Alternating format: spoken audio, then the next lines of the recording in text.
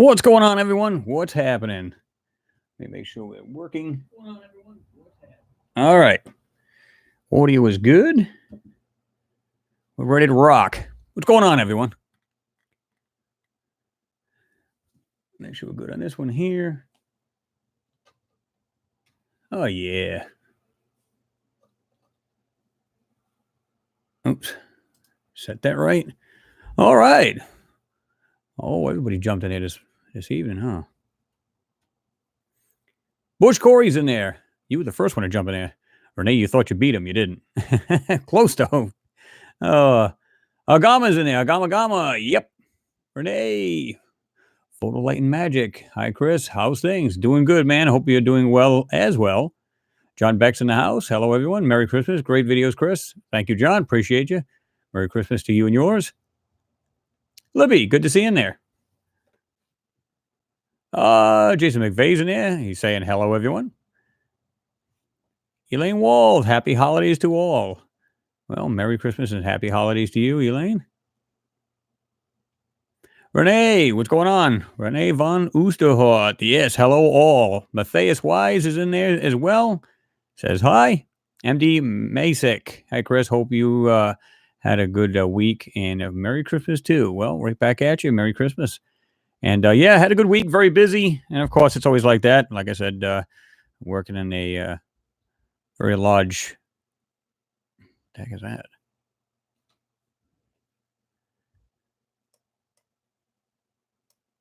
Very large grocery store, chain. So yeah, that's and everybody becomes psychotic closer to Christmas and holidays. You know what I mean, right? You guys have been out shopping, I'm sure, and it's always a lot of fun. Noodles, what's going on? He's standing by. Jason says Jason Motorhead McVeigh is in the house. Yes, he is.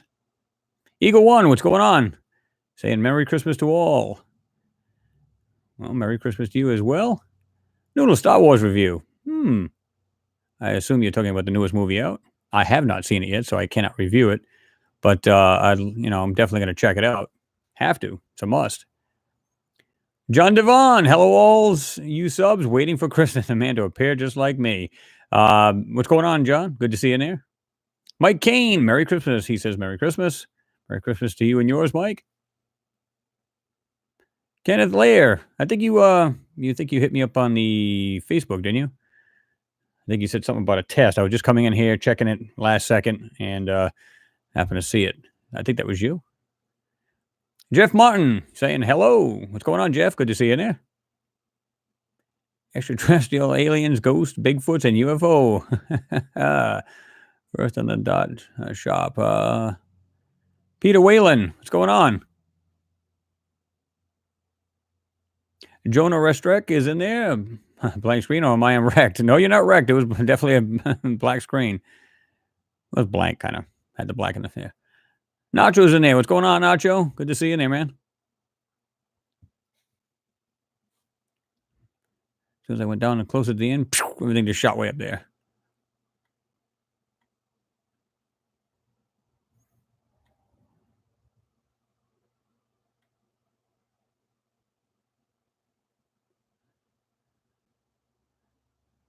Jeff Martin, what's going on? Let me see here. Timothy says, Melanson. Let me just make this thing a little bit bigger here. Okay. Says, hey, hunters, what's shaking? Oh, the usual. Grossa 4123. Hey, Chris. Oh, hi, Chris. A very Merry Christmas to you and your family. Happy holidays. Right back at you, man. Appreciate you.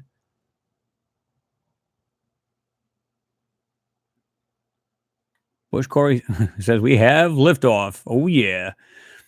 Let's see.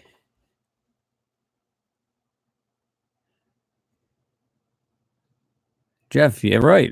Florida. My buddy says that to one time. He's like, did I say Florida on there? I said, no, man. I said Florida. But it kind of looks that way, doesn't it? Let's see. Noodle says, slapping a like. Yep, hammer time, guys.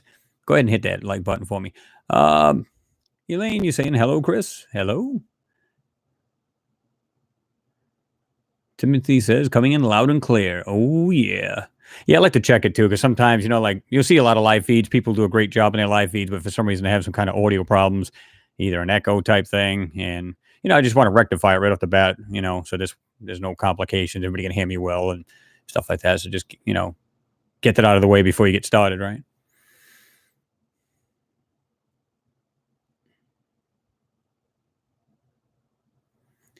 Cloudy with a chance of UFOs. What's going on? Good evening, Chris and chat. How's it going? Wise news this week. Yeah, we got some interesting stuff. Definitely got some stuff to talk about. What's new? I meant, yeah, I know what you meant, but it's just the way I was like, what? But yeah, you're good. James Gregan, what's going on? You said, hi, Chris, man. All I can say is, oh, man, you blew the roof off the denying world again this week. Yeah, some crazy things. Some things, and I've said this before, guys, you know as well as I do, right? Sometimes the things are kind of vague, can't make out what it is. And, like I said before, you can't really tell exactly what it is. Only we can just kind of match things, what we see here on Earth, in these Martian photos. You just kind of speculate as to what they can be. But some of the things, like, just jump right out at you, and some things kind of vague, and it's understandable, right? But that's the way it is. Alien Hunter, what's going on, man? Good to see you in there. You said, hi, Chris. Hi, chat. Merry Christmas to all. Merry Christmas to you as well, Alien Hunter. You're doing a fine job, by the way. I love the live feed you've been having. Keep up the good work, and keep rocking it this New Year's. I know that's your plan, so rock and roll.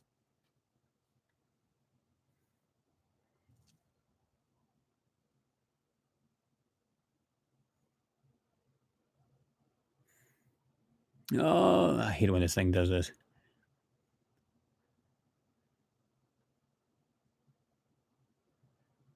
Oh, there it goes. Okay. I think we're a little better now.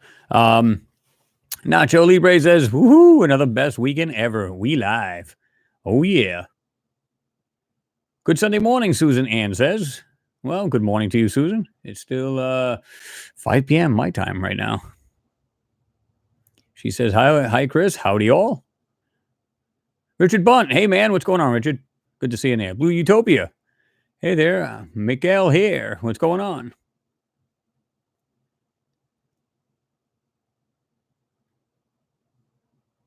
Oh, Kenneth, I see what you're saying. You said I tried to, had computer problems. But believe me, I know how that can be.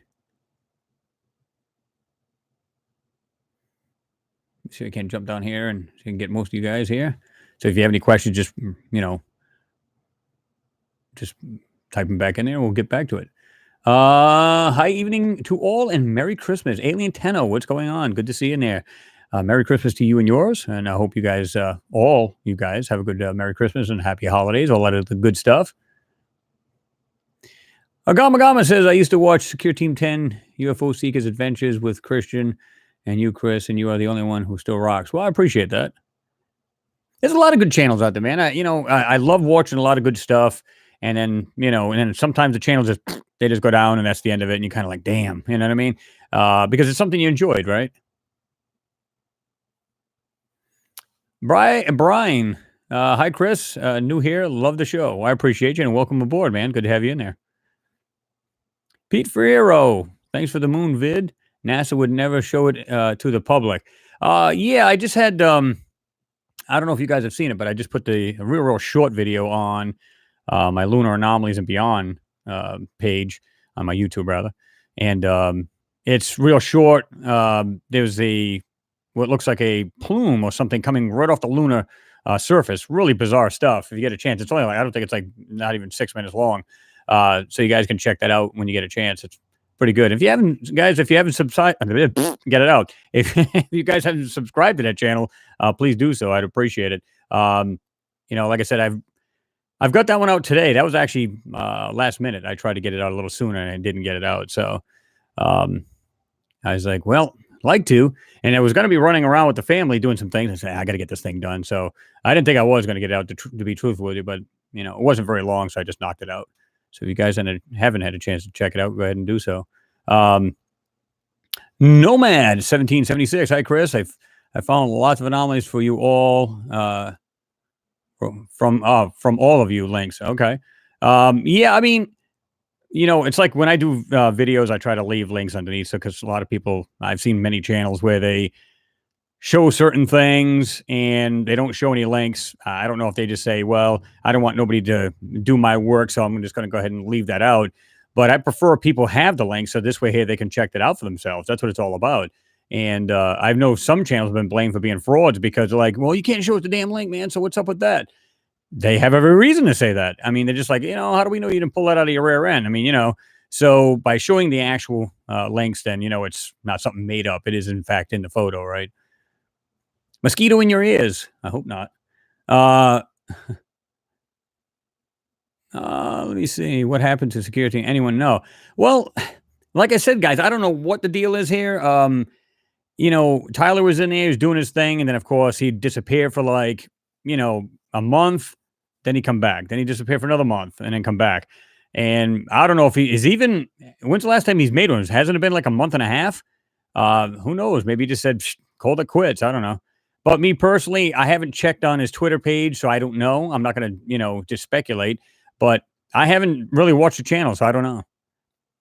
Hope all is good with him, to be truthful with you guys. I mean, I don't want to see anything happen to the guy. I mean, he had a really good channel and, a lot of subs. I mean, he had like, I don't know, 1.2, 1.3 million subs. And so a lot of people enjoyed his work and what he was showing and stuff like that. And, like I said, I hope he's not, nothing wrong with him personally, you know.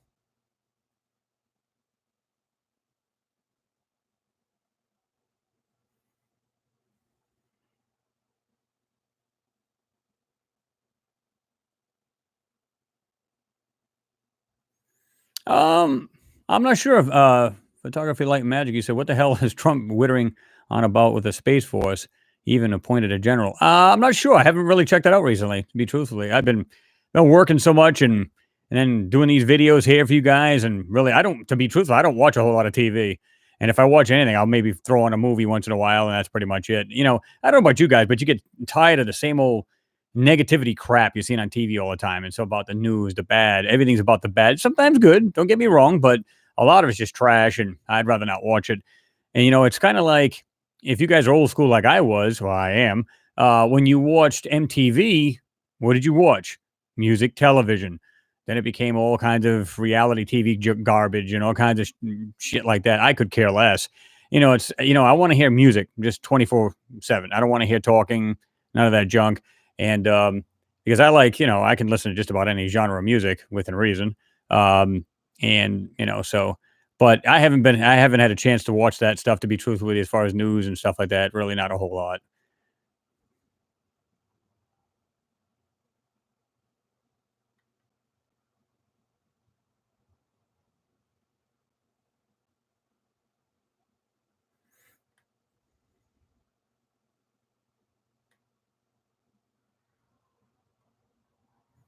I said it jumped way up on me. Here.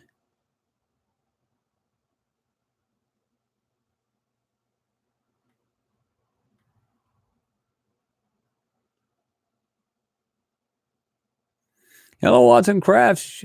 There and there. Josh D's in there. Say hello all. How is life? Hello, Chris. Love the vids. Appreciate that. Arts and Crafts, like I said, is in there.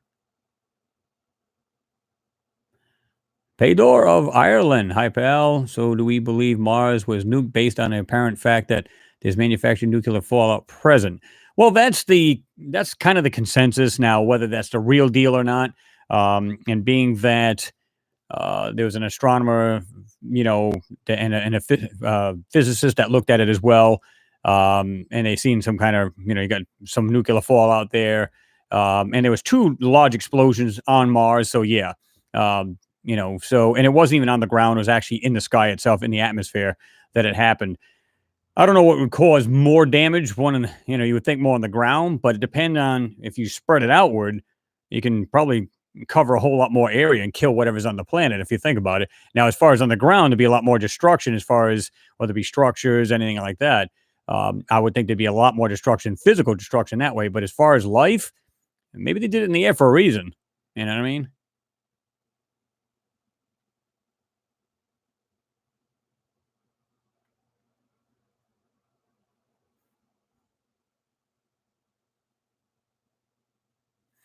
Bush Corey said, Chris, that moon photo looks like a huge exhaust release, like a power plant and startup. Well, and that, that's why I asked you guys because we can easily say it's a geyser, right? But does that mean that's exactly what it is? I don't know. That's why I said, are we seeing that, or there's something else, like some kind of somebody who said something like a plasma discharge or something like that? Like it's just this weird because it's almost too narrow, right? It kind of like has a little bit of a I call it a plume because you can actually see it just come out just a little bit and then has what looks like the very top, like you would it'd be consistent with a geyser, right? Come up and then it just start to come back down. So you'd have like this kind of like umbrella of we'll call it liquid just come and then starts coming back down. So I don't know. It's crazy. I don't even know what it is. It looks like some kind of weird geyser, but then you go, okay, how much water is really in that darn moon to be doing that? It's pretty cool.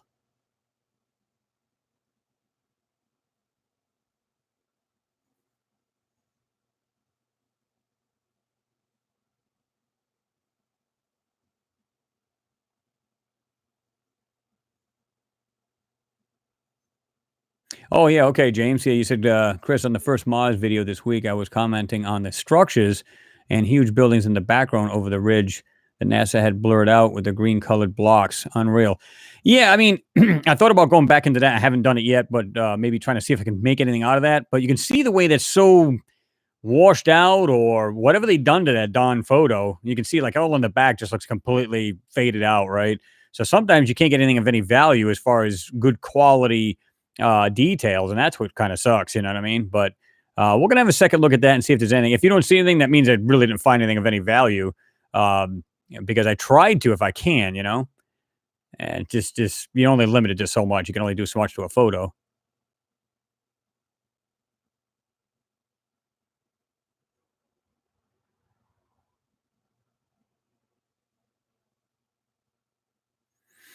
Not to crash, he said, "Woo, secure team 10." I would watch that before recently, waiting for a new video. And a lot of people are doing the same. I hate to, like I said, I hate to see anything happen to the guy. I mean, whether you like a channel or not is immaterial. I still wouldn't wish anything bad on anybody. It's just, it's not cool.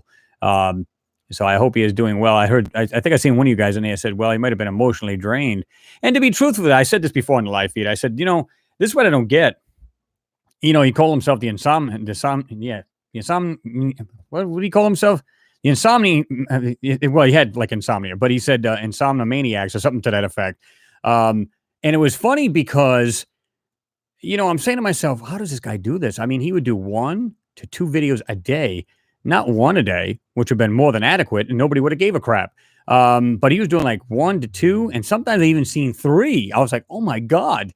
You cannot last doing that. I don't care if that's all you do. That's a lot of work because understand you're doing, let's say 2 videos a day.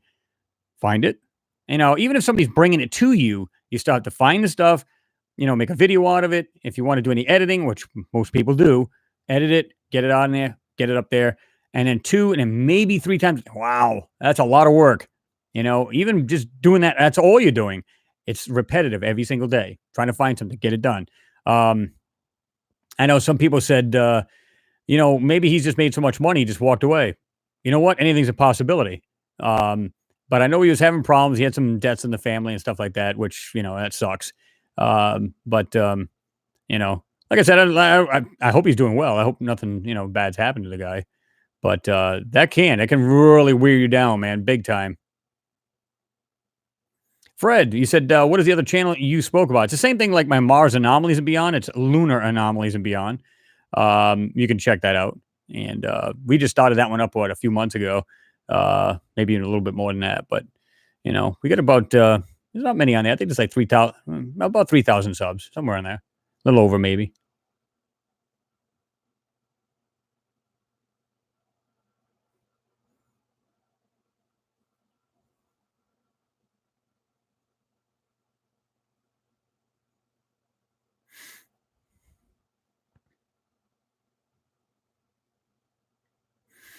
The Brothers Dark put on the I think they have had bases on Mars for decades. And I think you're right. I mean, there's speculation to that. And, that could very well be. As much as, like I said, they've traveled back in the 60s, of course, they went to the moon. And I know if they can do that, even if it doesn't go back further than that, meaning prior to the Apollo missions, it wouldn't matter because if they can do that, then they know, okay, we pretty much got this licked, guys. We can just go ahead and, you know, try to go for Mars and go for it. And I don't see why they'd have a problem doing it. I really don't. I think they would. I think they would absolutely, you know. Okay, just something popped on the feed here. I think they can absolutely do it. You know, it's just all about changing a different craft, you know, to go a longer distance. That's pretty much it. And if you really think about it, once you get out of the Earth's atmosphere and just plan your trajectory, you just and just go. There is no stopping. There's no friction in space. So therefore, once you hit a trajectory, you just kind of just use little thrusters and stuff to keep on your path, and you that's it. You're not going to expend a whole lot of fuel, right? Until you get to wherever you're going to go. So depending on what it is, the moon didn't have a whole lot of gravity, so it didn't take a lot of fuel to come down and then take off again, of course. Um, Mars a little bit more, but not as much, at least not according to NASA, right? So yeah. Noodle said John Ward has uploaded a few new Mars vids. Yeah, he's been on his game, man. He's doing pretty darn good, I gotta say. And I haven't really seen his newest ones yet. I've been checking them out here and there, but yeah, he's doing a lot of good work there.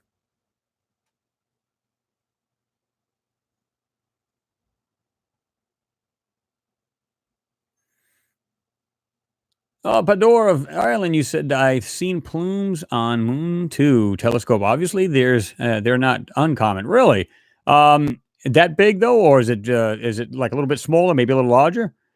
And to me, it wouldn't be uncommon either, but I don't see too many people who have telescopes have seen this. Maybe they're just not doing it at the right time and they're not just watching it long enough, right? Could very well be.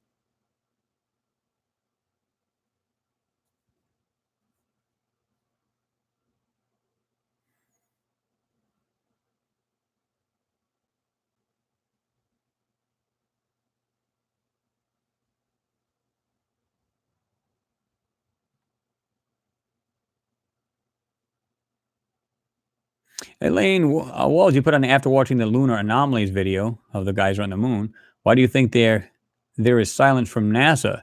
What must they think of amateurs such as yourself? Well, you can bet, like I said, they keep an eye on people like ourselves. Now, I didn't know that, but I mean, some guy was able to figure out who was actually watching his channel and said, yeah, NASA watches a lot of these channels. Now, whether it's, the main CEO, which I highly doubt, I think they got better things to do. But as far as like some of these other people may be saying, like I said before, they may be going, let's get a consensus. What do these people think? Is it all a bunch of crap? Do they believe it? Are they seeing things that we overlooked, which clearly we have, or is it a plan to do that?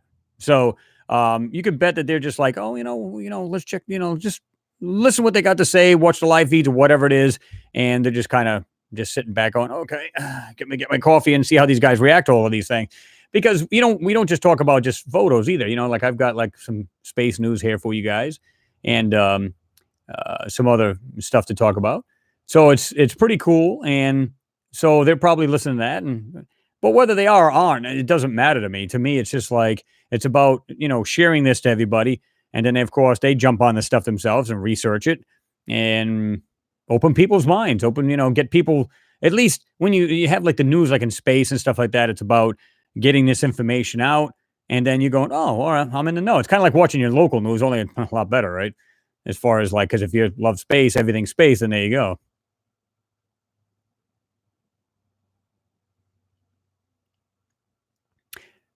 Ted Popernak, I guess would be.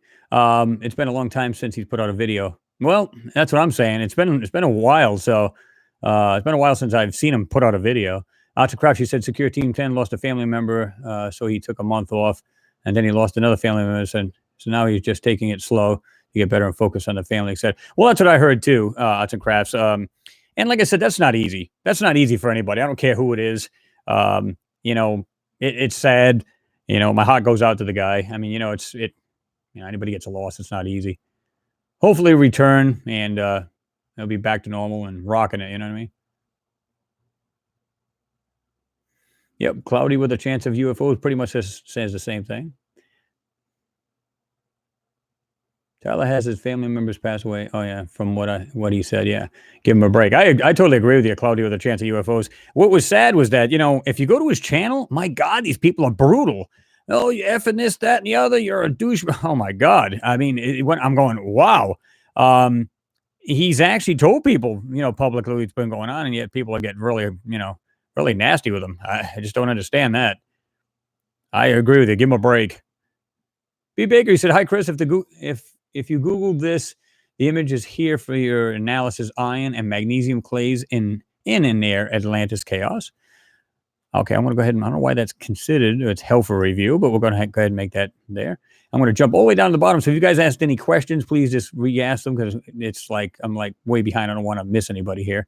And as soon as I hit that, just accept or whatever, just all the comments just jump way up, and then you got to kind of backtrack again, which kind of sucks. Mimi Reacts is in there. Good to see you in there. Bob Hope. He must watch these UFO videos. Well, that's a good possibility. Very good possibility. Mimi says, "Hello, guys."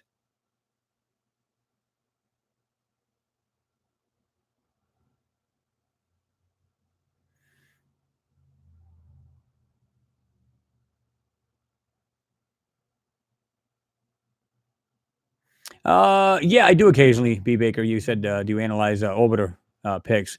Yeah, occasionally I do. Try to jump on, get a mixture of these things if I can, right? Pat Sequin's in there. What's going on, Pat? I'm going to try to jump all the way down here because I think I missed a few people as far as who's jumped on board.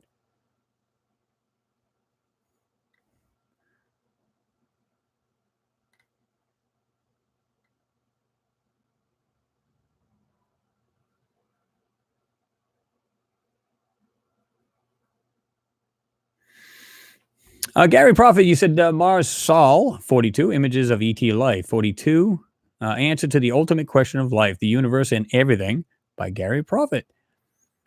Yeah, this is, I love the older sols. If you go to the older sols, it's less manipulation, although it is manipulated. They really changed it up when they started getting towards like over 1,000 sol, like 1,500. They really started changing the way they do. And the reason for that is I think is because they're in a lot more deeper with all of the stuff that they're literally looking at. To me, like I said, they landed there. This is what I think. Pure speculation, but that's what I think happened. Judging by these photos, rather, when they landed, they knew exactly where they were going to land these crafts, right? We all know that. But what happens is, I think what they did was set it down. They got close to an area, started seeing this debris. They were there to look at a debris field. They were there to look at an ancient civilization. That's why they're really there. And once they got there, they're looking around. Now they're getting deeper and deeper. It's almost like being on the outskirts of a city or a town, right? It's been blown to pieces. In the very just coming into it, yeah, you get some, destruction and some stuff laying around, so on and so forth. And as you get more and more into the town or city, it's everywhere. And and that's what we're seeing. They're getting into a lot more of this now. And I think that's what actually tore the wheels out of this rover. Because if you really think about it, guys, again, the rover weighs about a ton, give or take, right? So here's the thing. What does it weigh on the planet that has less gravity? And I figured it out at one time. It was like 120 pounds per wheel. I was going to say tire, but per wheel. Somewhere 120, 150. I could be wrong. It's been a while since I've done the recalculation judging on what they say the gravity is on Mars. And I've done that and I'm going, wait a minute, 120, whatever it was. And I don't even know if it was even quite that high, but because you got to remember all the weight is divided on these 6 wheels, right? So, and they're moving extremely slow. So, what could be puncturing these wheels like this? I mean, it literally looks like some straight piece of iron goes right through and rips these things to hell. It's not like, the dings you can understand. It's literally rolling over rock, but it's really not super heavy on Mars. So what the hell is dinging the shit out of these wheels? Now, don't get me wrong, they're only, I think, 60,000s. I think they're like 60,000s aluminum, aluminium, as you guys put it over in the UK. So I understand they're going to get dented, but these things look like they've been torn, like they get stuck on something and ripped the darn wheel completely. I'm like, wow. So, yeah. I don't know what's tearing them things up, but it's not good. And I think And that's what they're there for, like I said. I think that they're there looking at an ancient civilization and just eyeballing the crap out of it. This is the reason why they're sending a drone now, so they can go into areas that thing cannot even get to. So they can go up either higher into something, or they can go up over piles of something that rover, in other words, it'll save them a whole lot of time by flying up and over these things and have a look around. It's only supposed to be like 7-minute flight time. So it's going to come back down. And the way they claim, it's not going to be on the actual deck of the rover. It's going to be like, it's going to go under the rover. I don't know how that's going to work because this thing's quite large. It's not some little helicopter. This thing's good size. I've done a video about that. In fact, I think I had it Mars helicopter or something like that on one of my videos. I think the title was. MG Toes in there. What's going on? He said secure team has completely disappeared since he has was found altering his own voice in interviews. Well, I heard about that too. Let's say he was, and let's say that's absolute truth. He still was knocking out good videos, and I don't think, some people would probably give him hell for it, but I think in the long run, they'd be like, we'd be glad to see it. Still want to watch what he's got to show, because even if you don't believe a lot of it's still entertainment, right? That's what I heard one guy say. And in a sense it is, so I don't see it as a problem. But yeah, if you're going to, constantly lie and, stuff like that, I don't think it's good to do, because, at some point, your subs are going to see through that, and that's not good to do.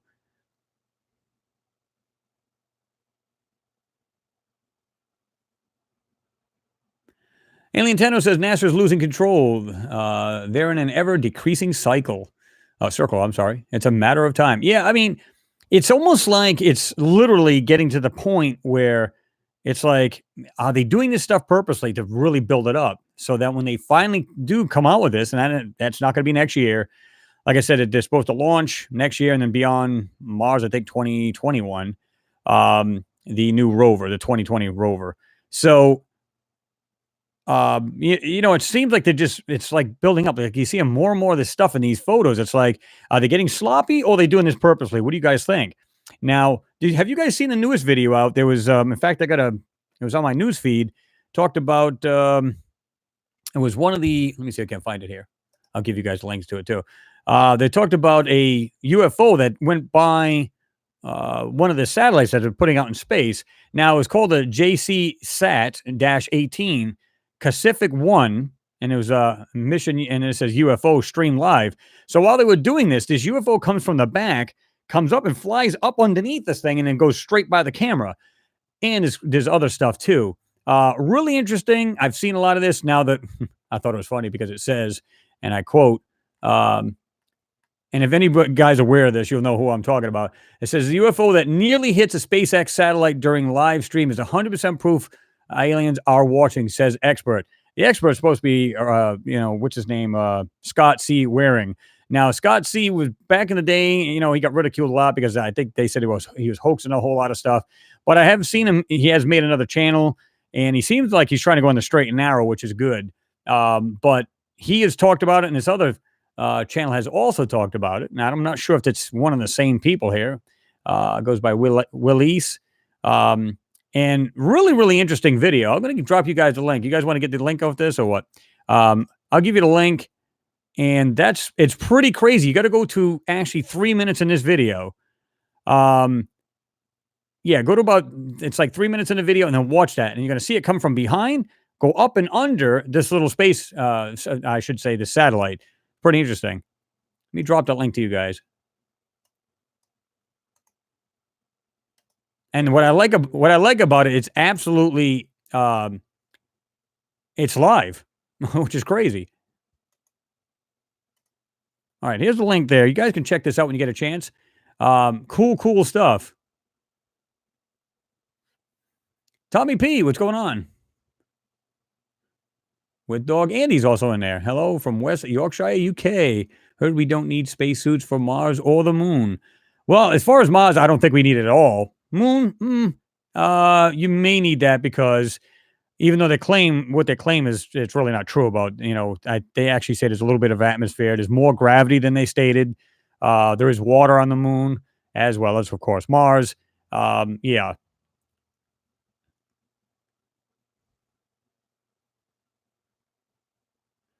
Yeah, I thought about that, Tommy. You said, Chris, please do a short best of 2019 video we could pass around to our friends. Don't make it too long enough, though, since everyone gets bored after 3 minutes. It's you know what the sad part of it is? You're right. Me personally, I don't mind watching something that I'm really interested in. I can sit there and watch it all day long. Now, some people, yeah. In fact, I had a friend of mine. She's at work, and she was watching this video. She's does a lot of farming. She does a lot of stuff on her own. She's got some beehives, and she's watching she's watching this guy. He's got hives too, and he's trying to educate people on when it gets colder for the bees and so on and so forth. And she's, oh my God, get to the point. I went like this. I looked at it. I said, are you one of them people got a short attention span? Are you kidding me right now? And she's like, well, I just want to get to the point. I said, yeah, but here's the thing. You don't know what he's working up to. You don't, all the little details you may be missing in between there. And she goes, well, I hadn't really thought about that. I said, yeah. I mean, to me, it just makes no sense to just jump through it. If, you may miss comments that may be pertinent to what the person's showing, I mean, I don't know.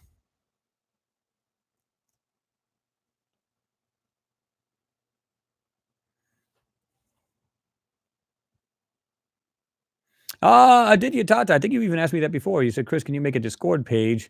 It'd be a lot easier to reach you. I actually started doing that a while back. I'm going to check into it again. I might actually do that. So this year, I'm going to try some couple different things and see if we can get that to work out because I like to kick it off and get a little bit more involved if we can.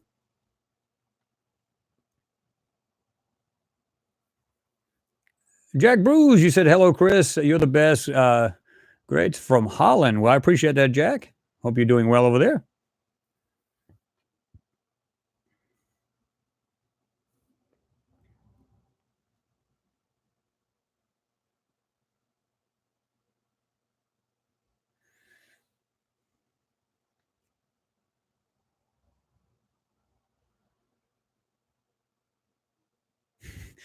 I'm good for 4 seconds. That was a good one.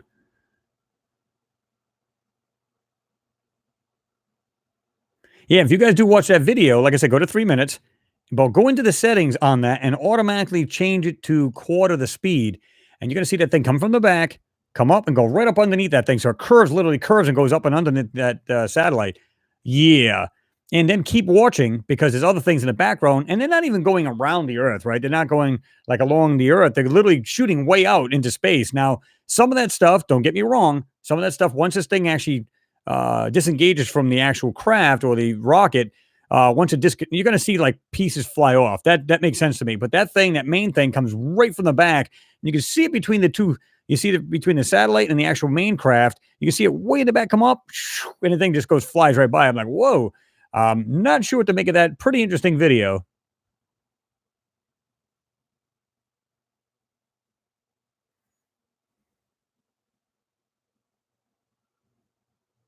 Richard Mortimer's in there. Morning, all, he says.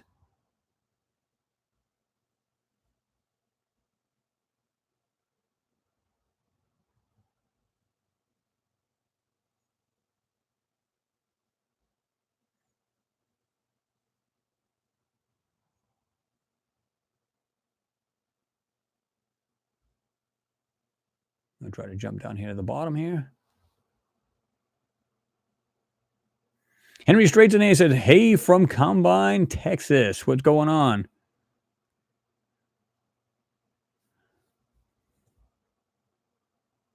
Oh, all right. Mimi, you've seen it too. You said, oh, yeah, I saw it. And that's crazy. Yeah, I mean, it's like, what the hell was that?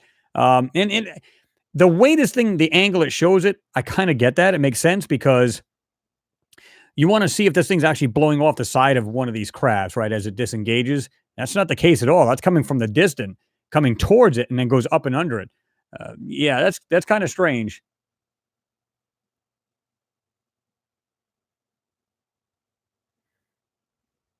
Timothy, you said, yeah, Chris, the wheels on the rover definitely have signs of salt corrosion eating holes in them. Well, you can literally see where it's also been, you can see the dings in the wheels. That makes sense. And I don't have a problem with that. What I have a problem with, though, is the actual tears. I mean, they're literally ripped open like this. I go, okay, I can understand a rock eventually hits that same spot. Let's say there's a bunch of rocks, right? Because, of course, they're going over the ground. So it dings, dings, dings, dings, eventually puts a hole in it. Okay, that makes sense to me. But when you see a complete tear in this wheel, it's almost like they ran over something straight that was like steel, metal, whatever it may have been, and literally ripped a hole in the wheel. Now, don't ask me how they'd get off that thing, but I know that they can control some of the wheels where they can actually, I mean, this thing can basically just, like 0 point turn. I mean, it can literally do quite a bit. I think they can even raise the wheels up. They can actually tilt it back and forth. Um, so if it literally got stuck on something, they could probably get off of it, right?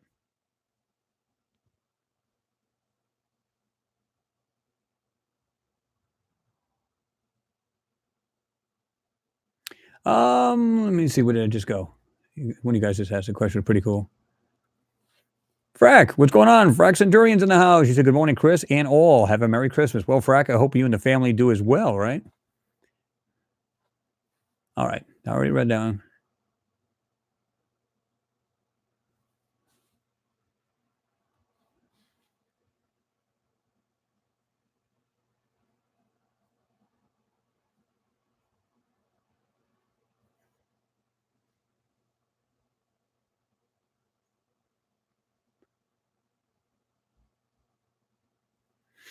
James Craven, you said, Cragen, rather, I'm sorry. Chris, NASA has announced the newest version of the Kepler telescope that's to be launched in a year or two and has the ability to see the different temperatures and vapors in the exoplanets only. Yeah, well, like I said, when they had the Hubble, which they still have, but that's been updated. That was some years ago too. Um, you know as well as I do because they said, well, it's not equipped to see anything in the solar system, which I find, come on, that's just silliness. Um, they could probably, it's kind of like, getting a simple P1000 camera, right? You can just zoom into whatever's right in front of you to like, way out. You can literally see the moon right up close. So to me, it's kind of the same thing, only a lot grander scale, a lot more technical in the whole nine. But as well as I do, they can look at every planet in the solar system. They looked at the moon for crying out loud. People say, oh, they can't do that. Of course they did. Look at Google it. But as well as I do, they looked at Mars, probably could see like a pencil laying on the surface. That thing is so damn powerful. So if they could see way out there, millions of light years away, they could look at any of the planets in our solar system and see it up pretty darn close. And they probably got a good idea. Okay, that's the next mission here. That's the next mission there. So they pretty much knew, right?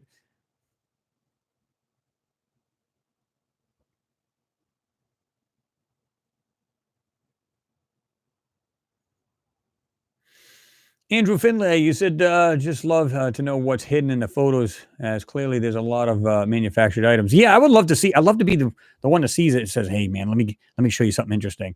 One of these guys sneak over a photo of me and say, "You remember this one on the Sol? We actually watched you do this video, and you said this, and you found these things. No, here's a real one."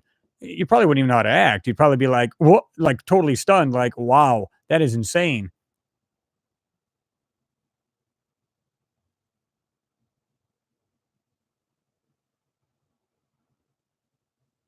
You said it's a good idea, and I thought about that too. Cloudy with a chance of UFO. You said, "How's about we review some pictures together?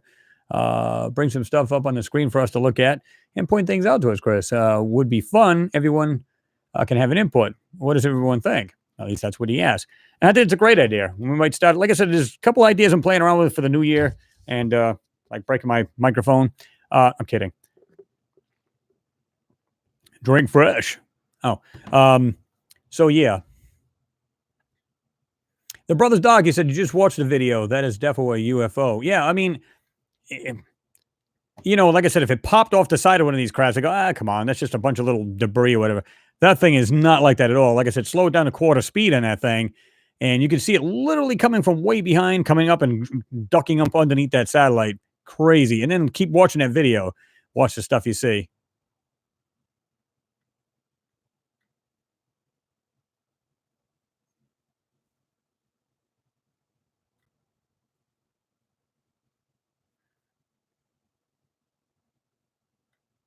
I think just jumped on me again. Roy Grimm, hey from West Virginia, USA. What's going on? What's going on, neighbor? Crystal Garden's in there. He's saying hi, Joss. Hello, Crystal.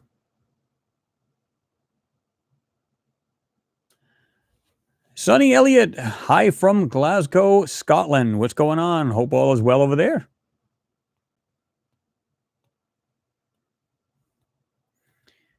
CC Stewart, 10. Hi, Chris. Big fan from Des Moines, Iowa. Love the work you do. I appreciate you. Thank you for watching.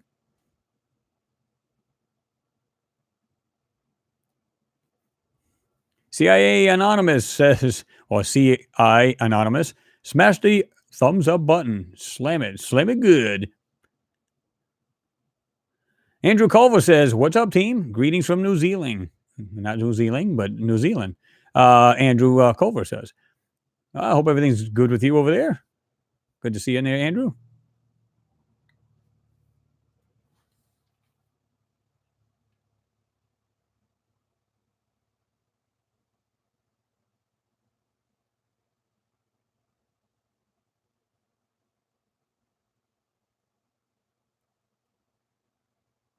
Blue Sunset roll can change direction of the UFO.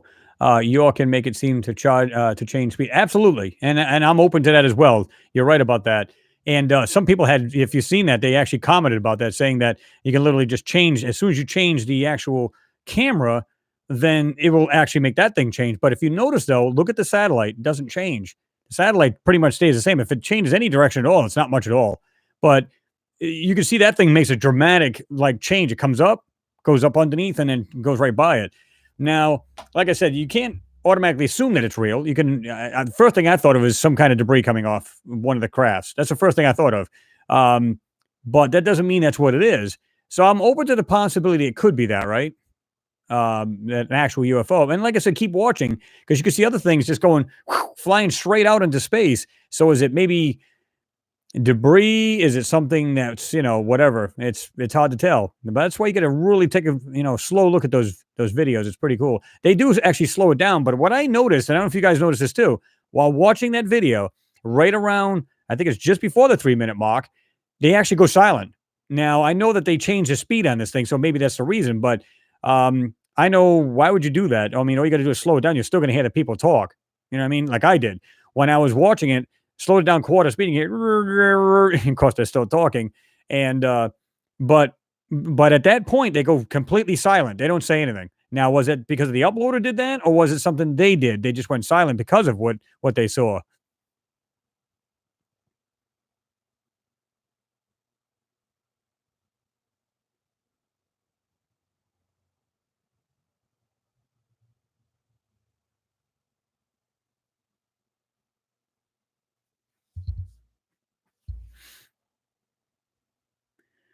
Alien Tennis says, yes, Chris, Hubble's main job was to covertly scan the planets in our solar system. Well, I think that was his first job. They probably said, while we got it up there. I mean, think about this a minute.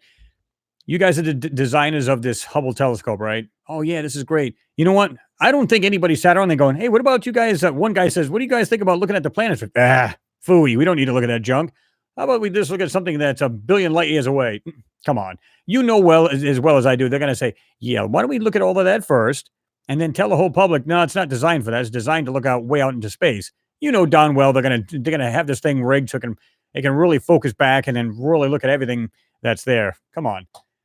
They're not going to just design this thing just to say, ugh, who needs to look at our own planets? Because the first thing they want to do is look at everything and say, is there anything worth spending money on to go to this moon, this planet? And I'm talking about our own solar system. Darn well they're going to do that, right? I would. Why would you design something not to do that?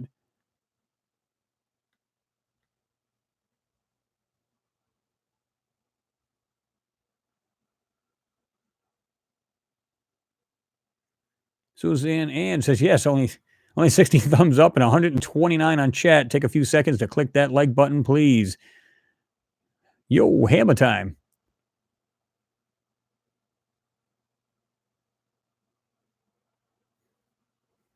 Jad Ahmed, you said how I can find the video you're talking about, guys. I'm going to go ahead and just post it again. You guys can check it out if you haven't seen it yet.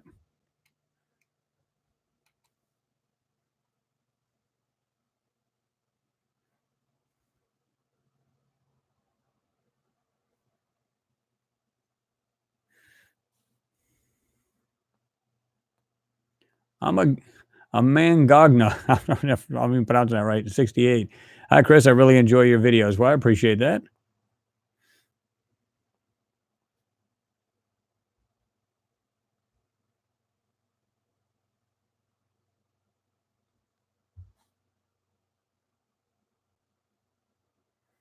I'm just going back and forth here because I know a lot of you guys are talking amongst yourselves.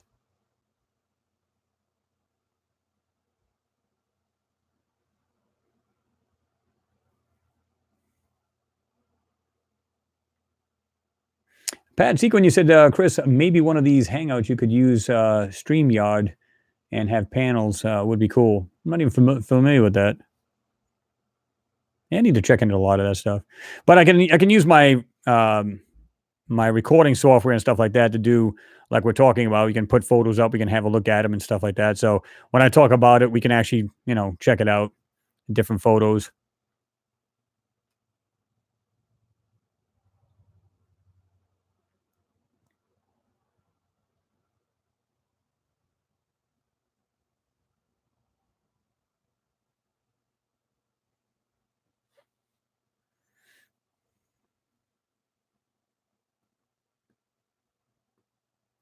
Noodles, you said the CIA offered two ready-built secret Hubble telescopes unlaunched back to NASA when Google Earth took over ground scanning. Well, I mean, like I said, if you don't want to send a spacecraft, what do you do first, right? Send something that's like it's like I said, it's like an analogy I used before. You move to this new neighborhood, and you got this huge lake between, right there at your backyard, right? Got this huge lake, and you can see like a structure way, and you go, oh, I wonder who lives next to me. What's the first thing you do? You don't just go over there and drive there. If you got a set of binoculars, you look over there, and then you go, wait a minute, it's abandoned, and oh boy, that's kind of cool looking. I'd like to go check it out. So, you're going to kind of look at it as close as you can before you go over there. I would. But, being that, you're talking about something totally different, you're talking about literally checking out other planets in your solar system to, because to me, it makes sense. This is what I would do. Guys, I want you to scan every planet, moon, whatever it is in our solar system, look at it. And if there's anything of any value, that's our new missions coming up. And so, Mars, they definitely checked that out. Whatever was out there, these moons like Titan and stuff like that, they looked at them. And of course, now they can look at them in different spectrums, light spectrums, and all this other stuff with newer technology and new satellites. And, so now they can tell, how much almost an atmosphere is on a planet just by, scanning it and stuff like that, and infrared levels and all kinds of the good stuff. But darn well, they're not going to, like I said, they're not going to set it up just to look outside our solar system. They're definitely going to be checking this stuff out, as much as they can before they send either an orbiter, rover, whatever it may be, right? And how do we know anyway, guys? We sent these rovers to Mars. How do we know they haven't secretly sent something to another moon or planet or whatever? How do we know? We really don't know.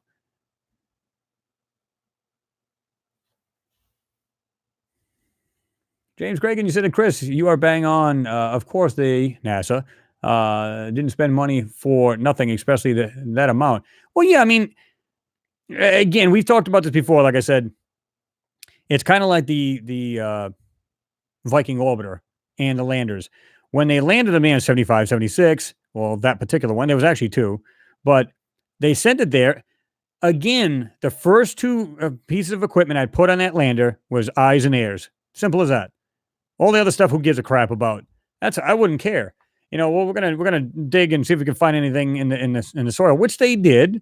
And again, of course, scientists are going back and forth. They're arguing just what they found. No, they really didn't. Yes, they did. No, they didn't.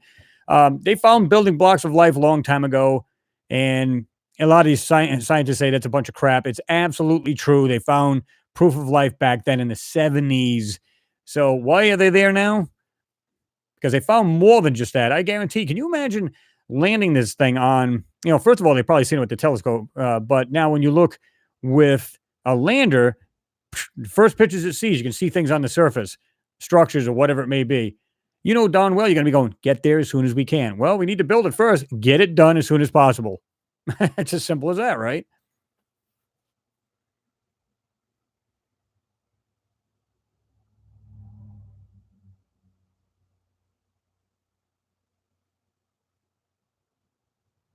Supreme Ruler's in the house. You said, hello, Chris and pals. What's going on? Good to see you in there.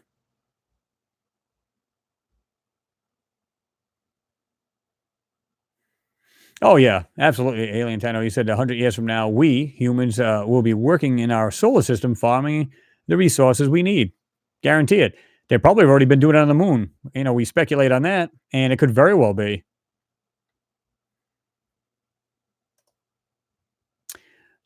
Got some interesting stuff here, too. I'll drop some links to. This was on December 18th. This was done. China expects its artificial sun to be operational in 2020. And it says in March, Chinese researchers predicted that the nation's HL-2M tokamak, I guess it's called tokamak, a device designed to replicate nuclear fission or fusion. The same reaction that powers the sun will be built before the end of 2019. No word on yet. This says no word yet on whether. Let me go ahead and do this. This is a little too small on this. Go ahead. We can. Whoops. I hate it when that happens. Okay. No word yet on whether that's still the case, but in November, Doan Yuru, I guess one of the scientists working on the artificial sun, did provide an update saying that construction was going smoothly and that device should be operational in 2020. A milestone that experts now tell Newsweek could finally make nuclear fusion a viable energy option on Earth. So that's pretty interesting. And of course, it goes on a little bit more than that. So I'm going to go ahead and just drop that for you guys to check out. Here's that link right there. It also had, it says, majestic auroras sweep the Martian sky almost every day. Just like the northern lights here on Earth, Mars gets lit up by gigantic auroras caused by solar winds mixing with the atmosphere. Wait a minute. How much atmosphere? New research shows that most common type of aurora on Mars are proton aurora, according to Science Alert, meaning they're only visible using ultraviolet goggles. Okay, the ultraviolet light also has been linked to water loss, according to research, meaning that the majestic auroras could explain how Mars became so barren. What I find funny is one of these, and I'll give you guys this as well. It says in season, talking about dry air and stuff. I'm going to go ahead and drop that link too. That's about the Martian auroras, which I really find interesting. There's that link right there. Let's see if I can't find this other one. This is pretty funny. Let's see if we can find it here. This is great. NASA suggests giant dust storms blew Mars's water into space. What? Yeah. NASA thinks it might know what happened to the water that vanished from the surface of Mars a long time ago. Massive dust storms might have gradually rocked it all into space. What are we talking about? 1,000-mile-an-hour winds? I mean, what's going on here?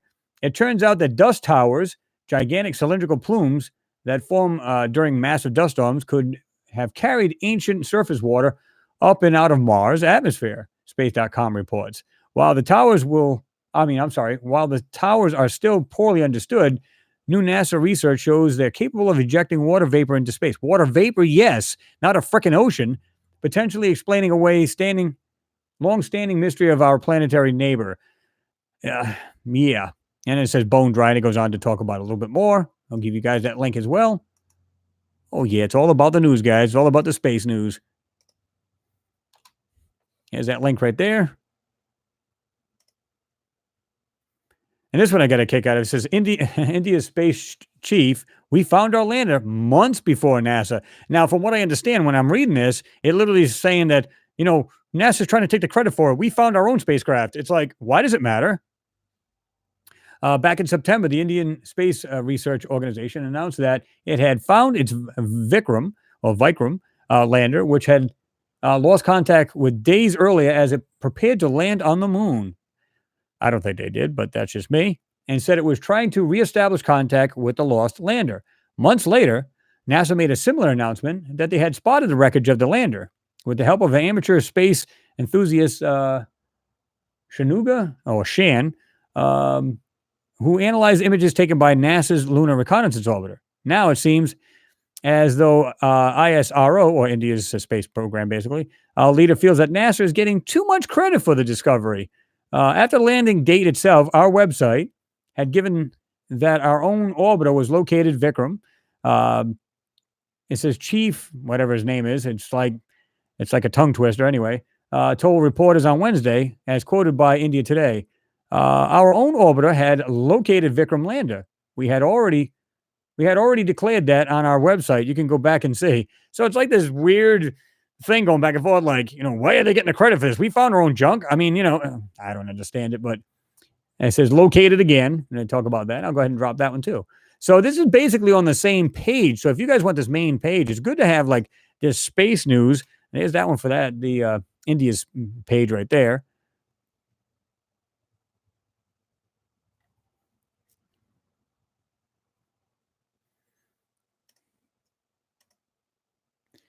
Russia wants to build an observatory on the moon. Eyes up.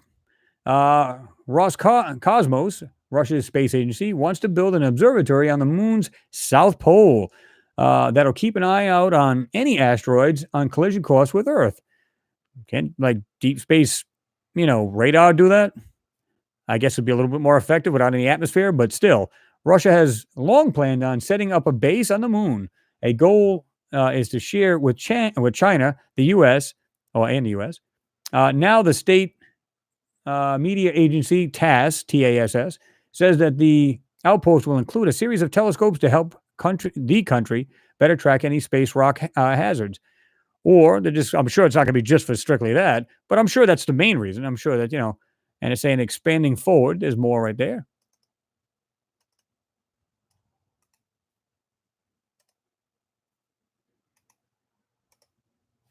Here's that link right there for that. And I'll get back to you guys in a second here. This one here, this one's completely off topic, but I'm sure you guys have seen this. Watch terrifying creeps hack Ring cameras and spy on families. Somebody told me about that. I said, what are you talking about? They sent me the link to this thing, and I was like, what? It says growing trend. This week alone, there were 4 high-profile cases of creeps hacking into Amazon Ring cameras that families had installed inside their homes and using them to harass or spy on them.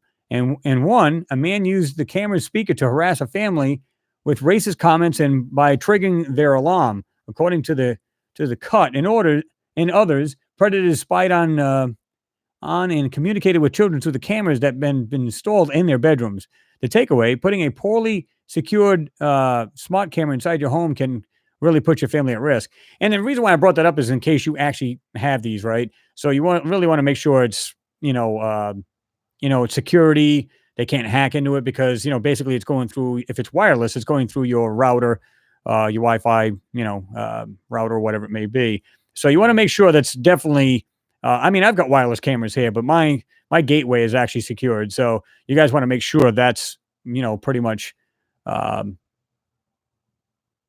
secured if you can. Because the videos on here is literally talking to this little girl, and she's like creeped out. He's like, yo, you know who I am? I think he said he was Santa or something like that. And she's like, mommy. So she's like really scared. So it's something you guys want to be aware of if you are using them particular cameras or any cameras for that matter. I'm going to drop the link to that. So if you guys want to be aware of that, although it's totally off topic, it's still good to know. So figured I'd just go ahead and throw that in as well. All right. Now that I dropped all those, I don't know how many of you guys I missed here.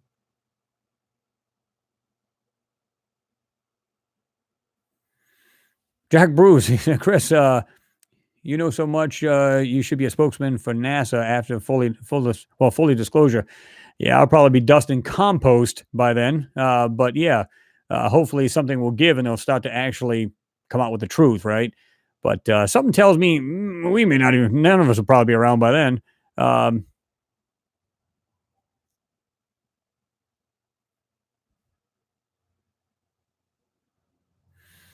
Mosquito in your head. George Lucas is an insider. Yeah, well, you see how he built like the Death Star and stuff like that, and that was based on the moon, one of the moons, and kind of looked that way. But it may be something he was influenced by. That's the reason why he made the Death Star with the big, weapon on it and everything else. Yeah.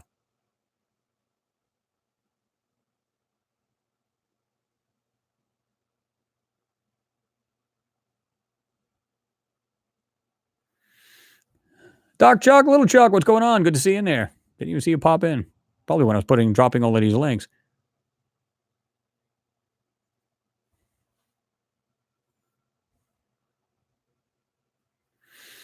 Alien Teddy, you said only 3 things can destroy a planet's atmosphere. The planet breaking up naturally, an object, well, number two, an outside object, I'm sorry, hitting the planet, and three, a life force using weapons to destroy it.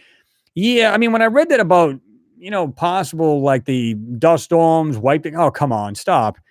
We had some real violent storms here too, and I'll tell you what, I mean, you water vapor I get, but not I mean, they were claiming it's lot I think there was like a lot more water on the down planet than it was here, even though the planet's smaller. And even if it isn't, let's say it's the water was less. Okay. Um, I don't think it's gonna wipe a whole darn body of water off a whole planet, you know. It may displace it, but it's not gonna take it off the planet, right?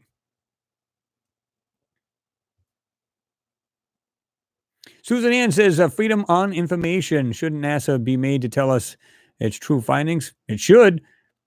Like I said, if I was Congress or, anybody giving them the money, I'd say, yeah, we're going to go ahead and give you the money. Oh, great. That's awesome. When you start telling the public the truth, huh? I'd be like, what are you talking about? We are telling the truth. We're not lying.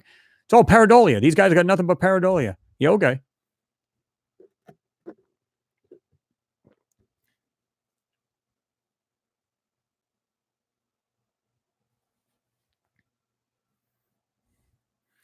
Duck Truck, Little Chucky, put on there, Chris. I'm of the opinion that the second pictures you and others analyze is a form of soft disclosure.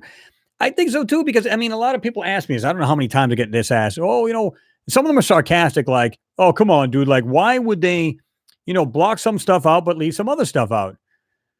Well, maybe some of the stuff that they believe could be misconstrued as something natural, and some things not so much. Like will look like that giant canister in that cutout area of that small hill or whatever that was. Come on, I mean, come on. You could clearly see it'd be one thing if it's just a bunch of rocks and stuff, but still, you got this 90-degree corner with this cutout in this hill, and what looks like this canister laying right inside it. Whether it's a statue, I mean, we only speculate because we can't really see what it is. Uh, we can only go by the quality of the photo, right? So yeah, come on. There's too many things in there that just scream intelligently made. Now, um, you can say, well, we're not doing anything but just like we don't know what we're talking about. We don't even know what these things are. That's right. That's why we speculate. But clearly, we can all agree that it's not natural. Most of this stuff's not natural. So, like I told people, I tell people like, let's say you find one thing out of 10 videos. Well, that actually looks intelligently made. That's all you need to know. Two questions. What is it and why is it on Mars? That's all you need to know.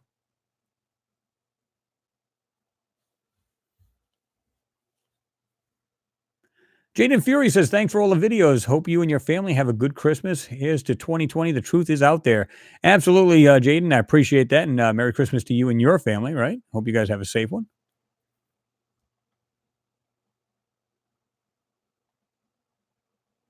Josh D says, spoilers. Haven't seen the new Star Wars movie. Yeah, let's not spoil it, guys, because I plan to see it too.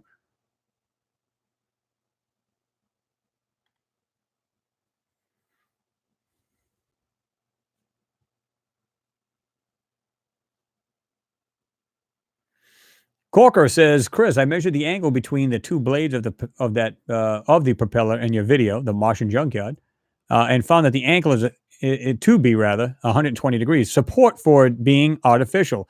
Yeah, I mean, you can see the way it's perfect, right? I mean, I think there's even a third one, but it might have been kind of like bent up or whatever.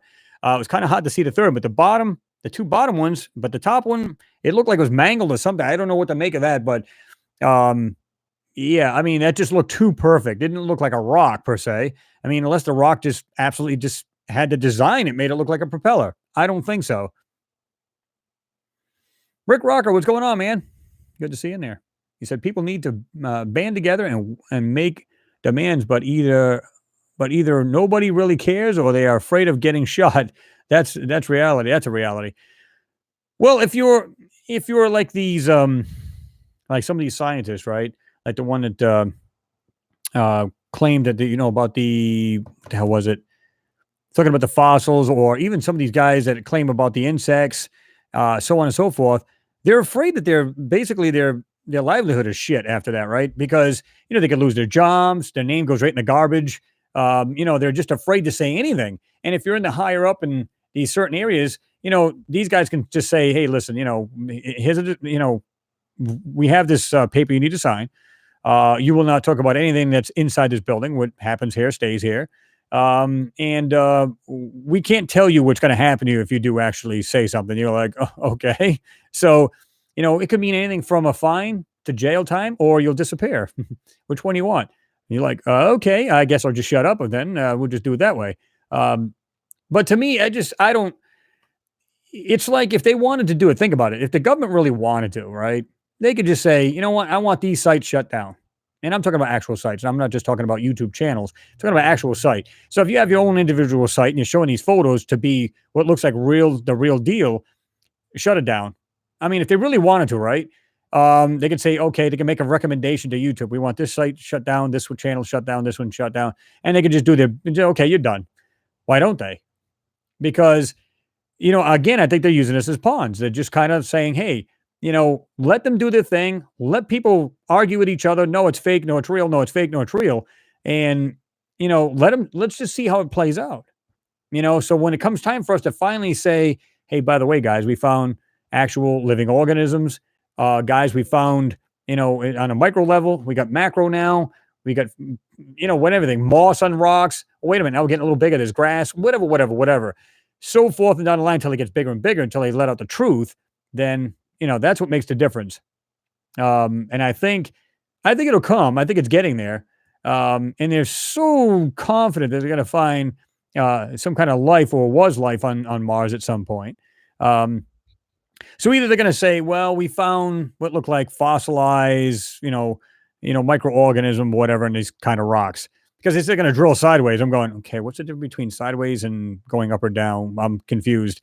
Because one way or the other, you're going to find some kind of organism in a rock, whether it's fossilized or not. So I don't understand that. Does anybody else understand that? Is there a difference between drilling sideways into a rock or down into it? MG Toe says, thumbs up, everyone. Yo, smash it. What's going on, 00? The Master, what's going on? Andrew's in the house. Andrew Haberman, what's going on?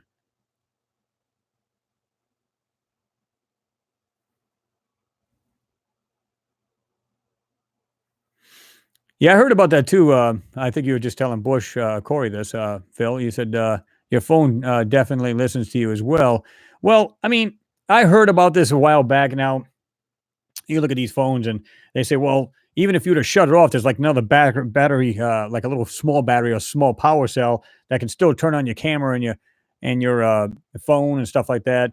And it's like here's a perfect example. How many guys heard about the Amazon Dot, where it listens to you and everything else? I said, what's it going to hear me say? What's it going to hear me say? Talk about work. I mean, it's not like I'm plotting against the president. I mean, what's it going to hear me say? So what? People are like, well, you don't understand, man. You got one of those Amazon, you're screwed now. It's like, you do realize you got a phone, right? And they go, well, yeah, of course I got a phone. Yeah. You were being listened to long before I even had that Amazon Dot. Trust me. Like, what? And then, of course, you got the TVs. I heard a while back that they had like little cameras behind the screen and then they could see you through it. I'm not so sure about all that. I think it's a crock. But what they can do is, because if you have a smart TV, they know exactly what you watch. This is how they get a consensus of what shows are the most popular. And they know how many Americans watched it. Because it's not like you're voting, right? It's sending in a voting card saying, I watched this all week long. Or I watched the Grammys. Or I watched. They automatically know that because the TV's actually communicating back and forth with the internet. So that's how they know what you watch. So, yeah, it's just, they know that kind of stuff. And then that's how they get a consensus of who's watching what. That's all there is to it.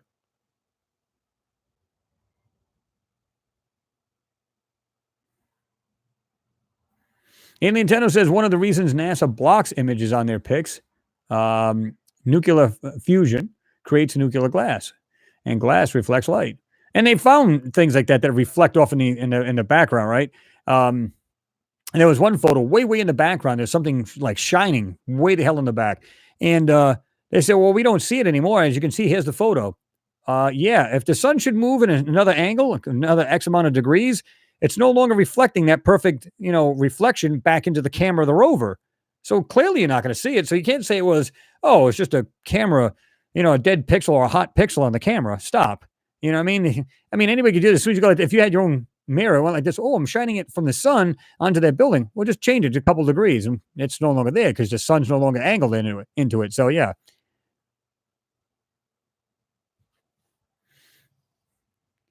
Andres, great live stream, Chris. Greetings from Stockholm, Sweden. What's happening? Good to see you in there.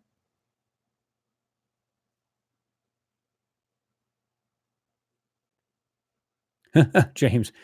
Chris, man, that's why we love you, man, because you don't give a shit about them, man. And we are with you big time. Well, I respect them. That's what's crazy. People go, "Well, how the hell can you respect somebody alive like that?" Well, again, I love everything they stand for as far as space exploration, the new technologies that come along with it to build. And then, like I said, a lot of these little small things, offshoots, like technologies, we get handed down to us. So it's a good thing, right? And we're trying to become more spacefaring, meaning actually put people out there, meaning out into not just the moon, but further out. So I love everything about NASA except for not divulging what they're finding. And clearly in these photos, you can see this. A lot of the LRO photos, you can see like structures and how they doctor these things up to make them. It's just weird. You're going to see the ones that are like go into the lunar surface, and you can see things off the ground, literally off the ground, and they have like pieces sticking straight out. There's all kinds of crazy stuff. And it's been going on for a long time. They've known this for probably since the 30s and 40s, maybe even the 20s. Who the hell knows? As long as they had a telescope, they can probably tell what's been up there. So, how many years are we going back? Yeah.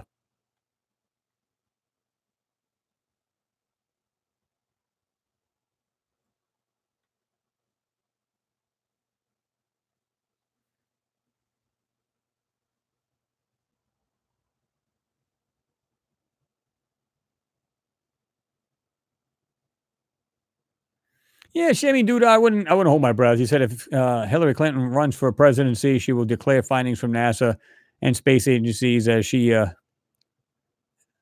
said when she first ran that she would do this if elected. To me, you have to understand, even though they're the commander in chief, they're still garbage. They look at them, you're on a need to know basis. This is the military talk, and they're far above the president. You wouldn't think so because they are, like I said, they are the commander in chief, right? But that don't mean squat. There's always going to be that branch that they're not going to know about. And somehow, I mean, think about it. I mean, just like simple little things like where I live, there's people who live way out in the hollows, and they're doing things that you're not supposed to do in town. If they say, well, you have an ordinance, you can't have like cars and junk cars in your yard. Darn well they're doing it way out there. Nobody's going to know about it unless they get visited. But other than that, come on. And when you talk about the military, you're talking about the DOD and stuff like that. They're just going to say, President, piss off. We don't care. We don't care what you're demanding. I don't think she'd ever be able to find out if she wanted to. Because why hasn't any other president done it? I mean, they've got the power, just like any other president would, right?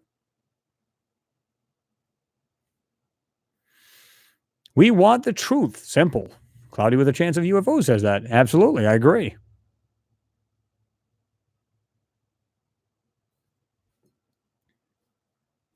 Odds of Graph says, yeah, there's so many pictures from Mars that look like fossils and bones. Absolutely. Between that, now again, I see a lot more mechanical, maybe because I have a mechanical background. Like I said, I was a tool setter for 13 years, worked on cars, so on and so forth. So, that's what's in my mind. Now, some people just like they see a lot of humanoids and people. Now, when I did that video, it looked like that, like a little alien kind of slumped over in that whatever that thing he was sitting in, and it did look like some kind of weird craft. It didn't have wheels or anything. So, you guys were stating like like it was like a hovercraft sort of thing, and that could very well have been. But literally, it looked like it was just laying there, and you could see the square that it was sitting in. Really weird. And so between that, the stuff you guys are seeing, oh yeah, I mean, come on, there's just no question about it anymore.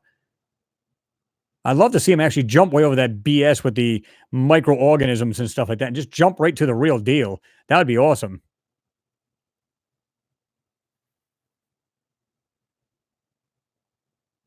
Last week, didn't see you creep in there either. Wonder what type of vehicles the new USA military Space Force will have. Well, like I said, I said this, I think on my last feed, I said there was one of these guys were in the Air Force or something like that, where he claimed that and China's already got what is an equivalent to like a warship you'd have here in the oceans, right? that want to have something similar to that, not actually built like that, but something with, that's, be able to protect itself. It's going to have some kind of craft out in space. It's going to be kind of like a space warship. And they've already started working on that. And he said, we're way behind. We need to get on the ball. I'm like, what the hell? So, I mean, yeah, I mean, I think the next war, like a lot of people are saying, is going to be out in space. Now, hopefully, that space treaty we talked about a long time ago in the live feed, I hope that if these aliens are in fact, dealing with us and stuff like that, they're going to say, oh no, no, no, where you guys go with this thing out in space? You need to get that out. Because I can't even imagine, if you what's the point? Let's say you blow each other up out of space. Okay, so you blow up my spacecraft. Now what? Okay, you're not taking over my country. You know what I mean? Just because you blow up my spacecraft. So I don't really understand the logic in that, but who knows? There's you always got that bully that wants to be like king of everything, right? So whether it be on ground, water, space, whatever it may be, they just want to be king of the hill. Period. We're just hell bent on doing stuff like that.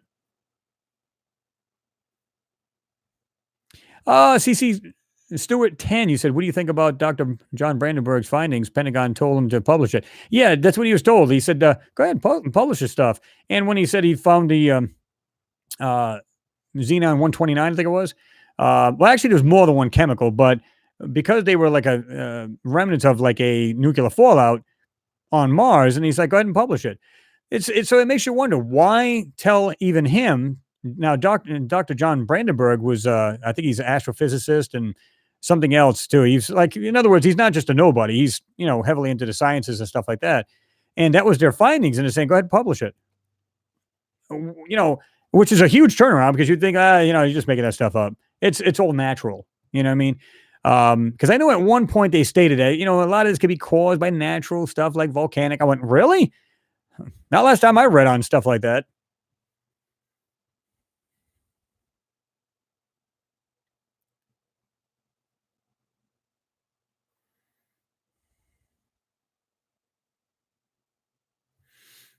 Dr. Z. Smith, what's going on? He said science believes three-quarters of Mars was once underwater. Well, they said they had more of a giant landmass, kind of like we did way back millions of years ago, where there's just one big landmass and that the rest of it was water. It's the same thing they were saying about Mars. They actually said it was a lot bigger landmass and it still had a lot of water on it, but it wasn't like, they said it was a lot like Earth. Let's just put it that way.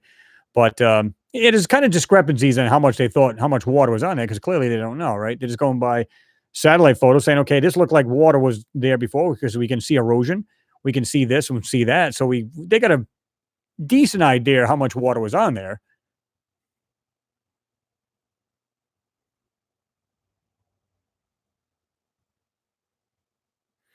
Andrew Haberman, you said is Mars is indeed damaged. It will eventually recover naturally, but could take millions of years.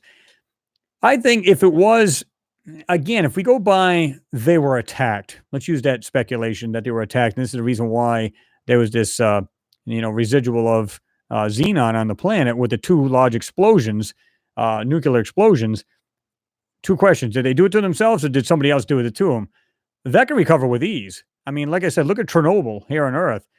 You can walk around there fine now. I don't know if I'd be eating the vegetation and everything, but the point is, it's like everything's back to normal. The animals are back to normal. Trees are growing. Everything's fine. Now you do have your, birth defects still there, but that's even being weaned out now. It's actually getting to the point everything's getting back to normal. Now, is it because of outside interaction with normal animals with the ones that were defected, the animals that, had defects and stuff. And now that it's going back out of their genetics and now it's becoming all normal, but you have trees growing normal now. And they said, now you can walk through there with no problem. Now back X amount of years ago, you couldn't do that. Think about this. He claims it happened in 1941. Look into a telescope. You can see these two huge flashes in the Martian atmosphere. 1941. Let's call it 2020 because we're basically there, right? Do the math. Well, how about Chernobyl? Okay. And look at the time frames. It could easily be done. And you could bet nature's already reclaimed the area. It's all back to normal, or at least pretty much getting there, right? At least that's my thoughts. I'm not saying anybody else agree with that. I'm just saying, but that's what I'm thinking.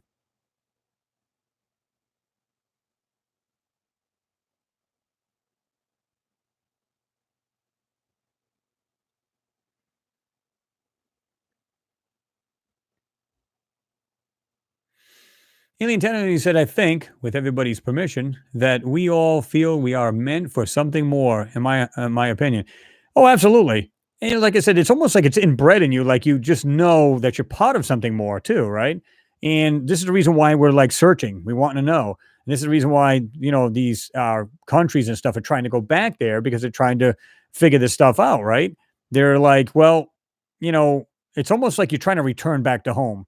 Um, and like I said, some scientists have claimed that we are probably Martians, as crazy as that sounds. Because the first thing people think of as Martians, they think like little gray guys or something like that. You know what I mean? Like little aliens. No, no, no. They're talking about we might have been who we are now, but we might have been on Mars thousands of years ago. Because if you think about it, they say Mars could have been more evolved as far as, plant life and everything else long before Earth. So if that was the case, we were here. Earth then became, evolved into having plants and animals. And then somehow, again, the theory of panspermia, where something hit the planet, you got all kinds of ejecta come off Mars and made its way into Earth. And that's how Earth started here, or as far as the life here on Earth started. I mean, there's so many variables, but, just do a little research and you can find this stuff out yourselves. And to me, that just yeah, I just think that's exactly how it might have started. Or at one time, thousands of years ago, we were on both planets. You know what I mean? It's hard to say.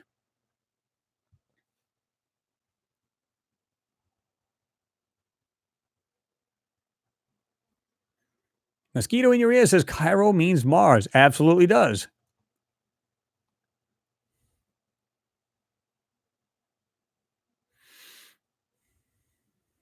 Timothy agrees with you, Ryan. Timothy Ryan, rather, mosquito. He says, yes, right.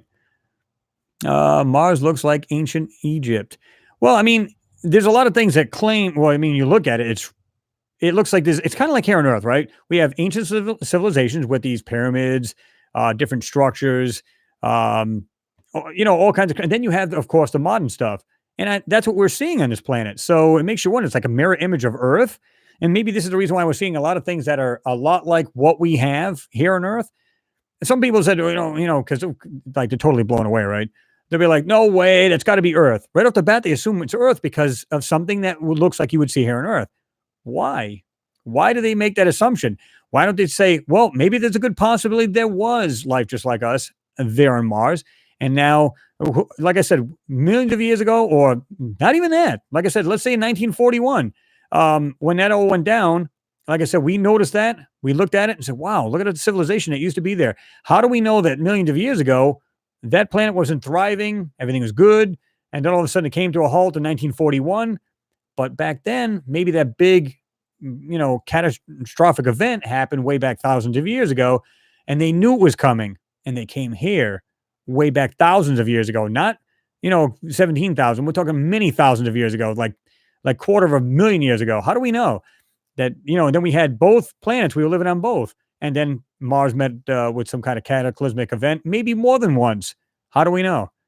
Again, pure speculation, but it's just weird how we're seeing so many things just like we see here on Earth. We're seeing, well, very similarities anyway. There's some similarities to what we see on Mars. Why? But a lot of people say, oh, clearly that's Earth, man. They're lying to you. Okay, let's suppose they are. We'll go with that. Let's suppose they are. That to me just says then there's something they still have to answer to. Simple as that.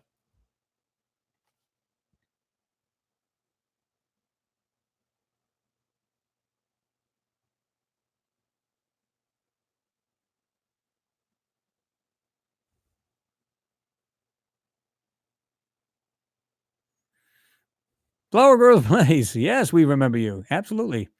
And why that was helpful review is beyond me. 420 Alien, didn't see you in there. I thought I saw you in there earlier when I was scrolling down, actually, when the screen jumped up, but good to see you in there as well. You said they actually know there is something they can't identify in human DNA. Well, that's what they say too. Like, there's a couple strands in the DNA that they're just, it's almost like dead DNA, right? But is it, or is it just hasn't been unlocked? Kind of like the brain. They say, well, there's only X amount of percentage of the brain, but if it was truly unlocked, it'd be like, we'd be like up way up here as far as, just knowledge and, brain power. Let's use that just terminology, if you will.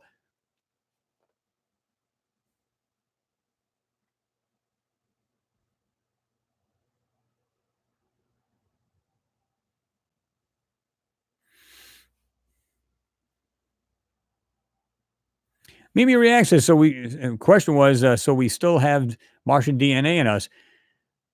I mean, I don't know about all that, but they have said that some scientists have said that our body is more adapt to the actual timing because it's like, what is it, 40 minutes longer in the daytime on Mars than it is on here on Earth. It's somewhere around there. It's a little bit longer day.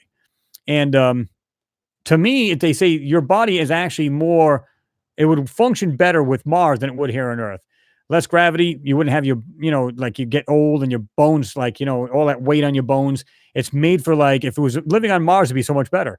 They're saying everything about Mars for the human body would actually work better with there than here. Um, and they even had a thing, they talked about the soil on Mars, where back in the day when they had the Viking lander, it took a soil sample, it looked at it, and they said, okay. So they made up their own sand, basically, the same chemistry they found um, that the Viking rover had found. And then what they do is they put some volcanic ash mixed in with it, and things grew like there was no tomorrow. Like it was absolutely ripe for growing anything. And it actually grew them a lot better than anything here on Earth. Makes you wonder, you're going, okay, that's 1975. So why couldn't things grow, now if it was in 75? Think about it. So, you can check that out. It's research. It's the truth. That's what I read. Um, and it makes absolute sense. They said, we think we can actually grow a lot of things on Mars today.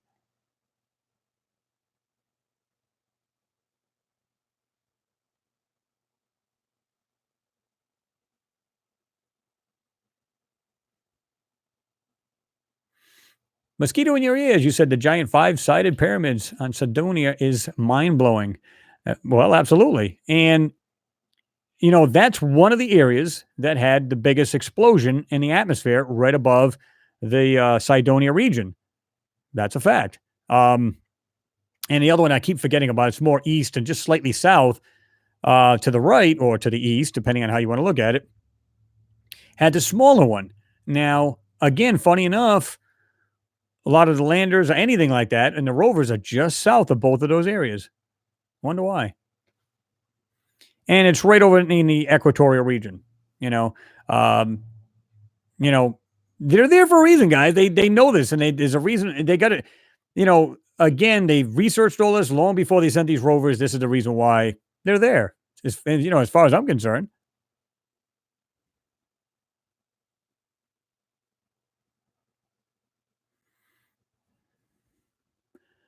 Phil Cox with daughters Jessica and Kelsey Brown. The MRO is sending data back now to the DSN Canberra antenna data rate 1.33 megabits per second, frequency 8.44 gigs.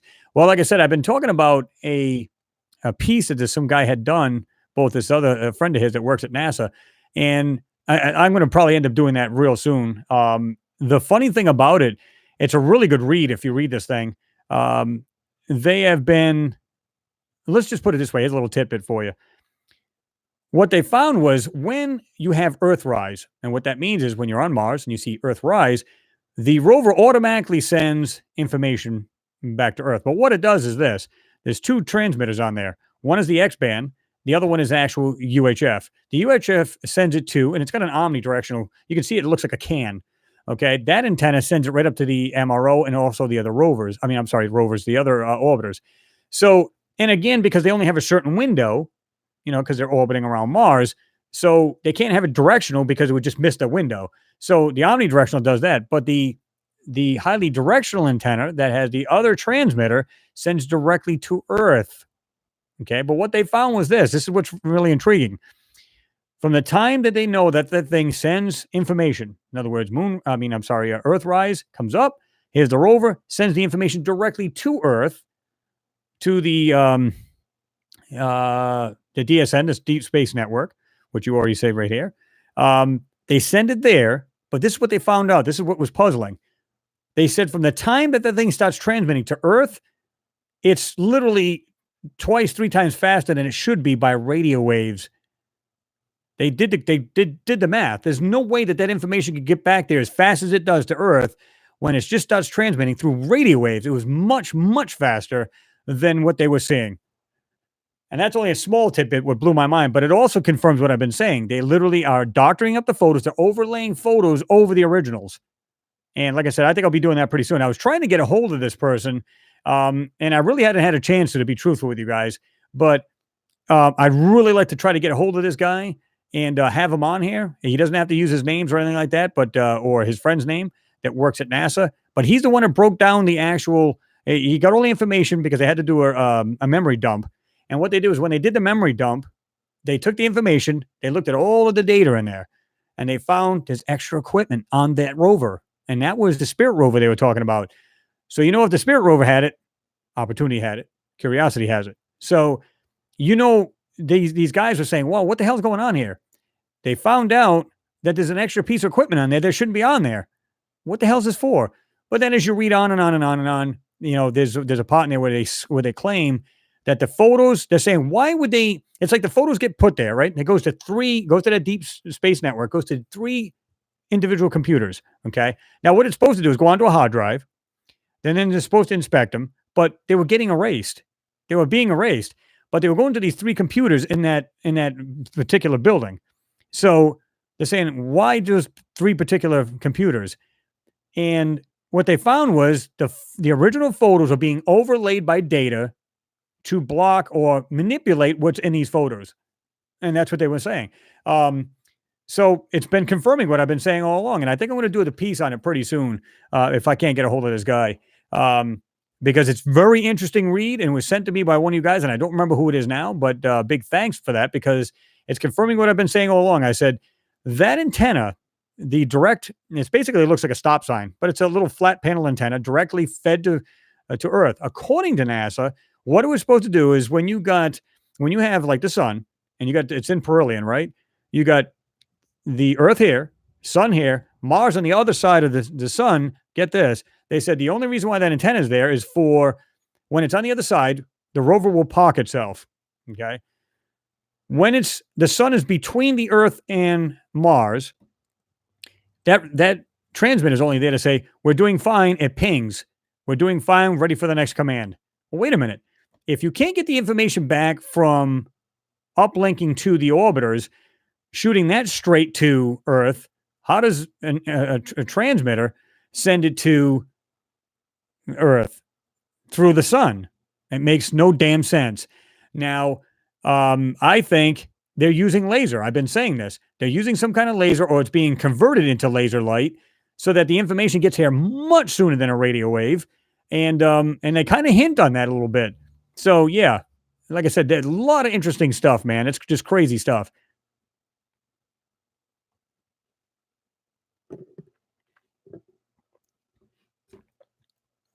Renee, you're right. The pyramids are not Egyptian. They were already there for the Egyptians. Yeah, they came upon it. Supposedly, they came upon it and they just called it their own.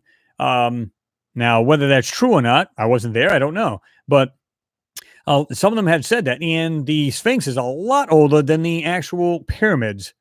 Get that. So, yeah, there's a lot about our history we don't even know. So, like I said, we're just like, like infants learning how to crawl, and then we're starting to walk, and then now we're looking around our neighborhood and go, wow, this is all new to us. This is cool.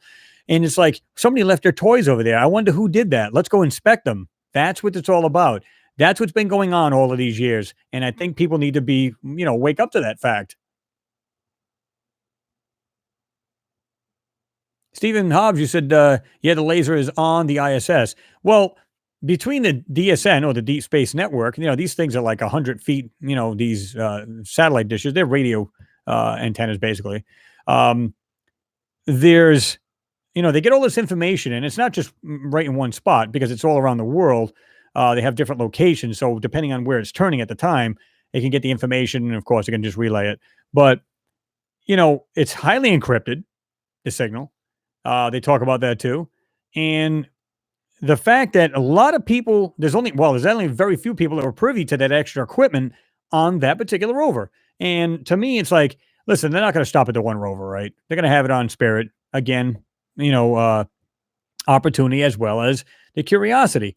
And these guys, even if they're sending the information up through the orbiter, it's probably being converted to laser light or the information in light and being shot over here because it's saying there's no way calculating from the time that Earthrise rather comes up. The rover starts to transmit. The information is coming in too quick. There's just no way that it could do that by radio because they say in anywhere between 5 and 20 minutes, depending on, how close it is to Earth. Because Mars when it orbits, it actually is a little closer to Earth sometimes, a little further, but it's anywhere between 5 and 20 minutes. This is like almost instantaneous. We're trying to figure out what's going on here, guys. You know, there's a lot we don't know about, and it's. But again, research. When you research it, it starts to all come to you. Oh wow, that makes sense.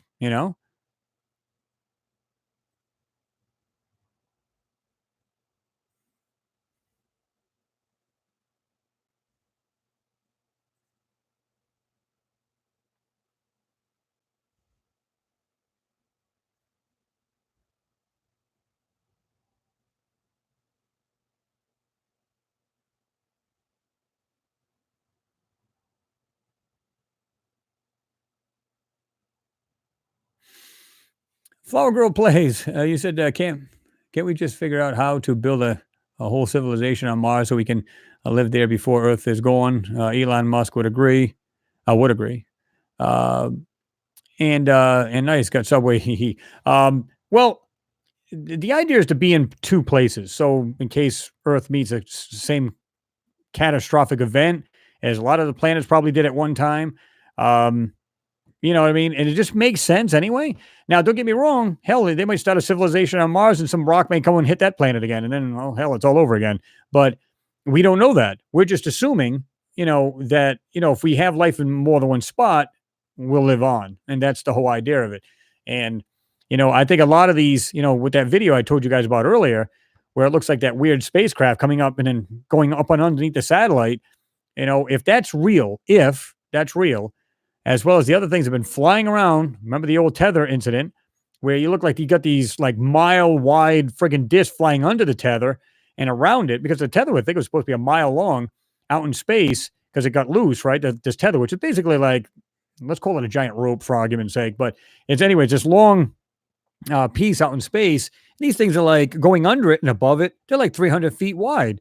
It's crazy. So if that's true, they're just sitting back watching us going, hey, these guys are finally getting it. Maybe one day they'll figure it out. I mean, think about it. If you were so much more advanced and you're seeing, us struggle trying to get off our own planet, it would be laughable, right? To us, it's serious, but to them, it'd be laughable. Look at it. They haven't even figured it out yet. They don't even have anti-gravitics yet. Well, actually, they're working on that, but they're getting there, which they probably already have. I'm sure of it.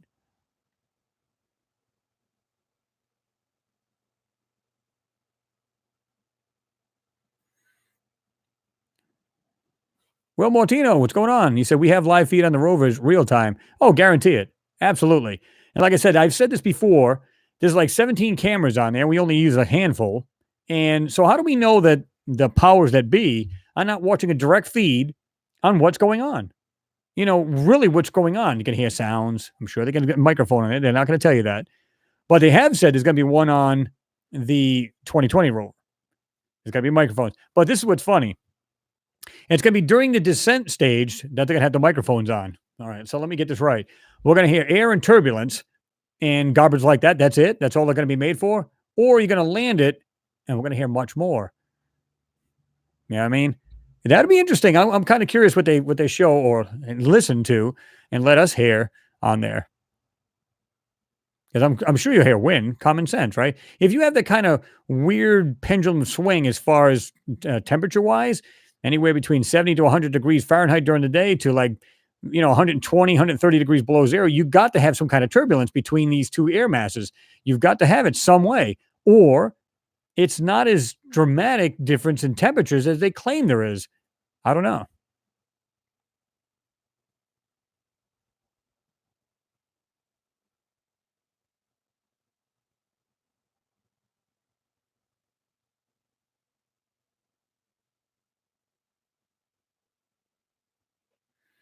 Astro Kid, appreciate your support. I do. He said, Chris, sorry I've been missing Hangout. Glad you are up on Saturday. Well, yeah, we've been trying to do that because it just accommodates a lot more people that way. So, yeah, definitely. Well, I'm glad you made it back in there. It's been a while. Yeah. You weren't in the last one, were you? I know you were in there, I think, a couple prior to that. But yeah, well, I appreciate your support regardless, man. I do. And But I'm glad you made it. Awesome.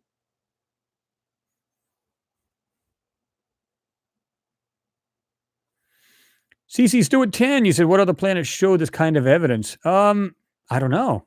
Truthfully, I don't know. I mean, they have been talking about oceans, and there's good chances like some of these moons, like Titan and stuff like that. They say there's a good chance that there's life maybe in the waters on there because some of them are like underneath the actual, we're going to use the term crust or whatever. Um, but to me, it just seems like they are more privy to what's going on, or they know exactly what's going on than they're letting on. I mean, we're just seeing a small example here on Mars, right?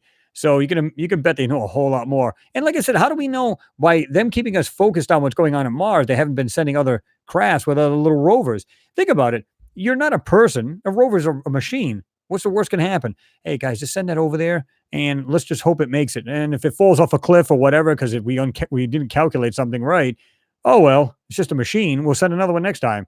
So it's not a big deal to them. And because they've been able to try to do this cheaper and cheaper and make these machines so much easier now, they could just copy off the rover we have. Um, Maybe off the smaller ones, the Spirit and Opportunity, send them over to a planet, see how they fare, see if they can see anything. Even if they just get to see around for just a little bit and then it dies, who cares? At least they get an idea what's going on. Because some of these atmospheres you can't see through. So if you can land a rover on there, and because it's on the ground, it's kind of like fog and stuff like that, even though that'll settle. But sometimes fog will settle off the ground. Well, not literally settle, but it's off the ground a little bit. Maybe they can see under that, all that haze and everything else, and see what's really on that planet or moon. Um, who knows?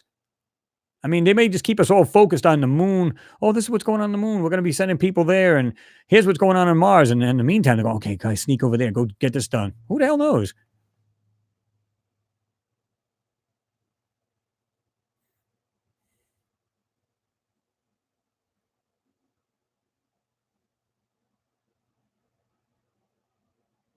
Oh, you're right about that, Phil. You said if you watch the cloud cams at Gemini Observatory website, you will see that the observatory is shooting lasers into space.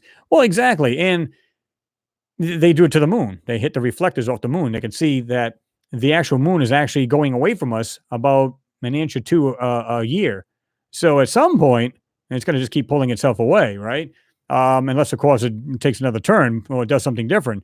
But so that's how they've been able to calculate by shooting a laser off the reflectors that the Apollo mission astronauts left there.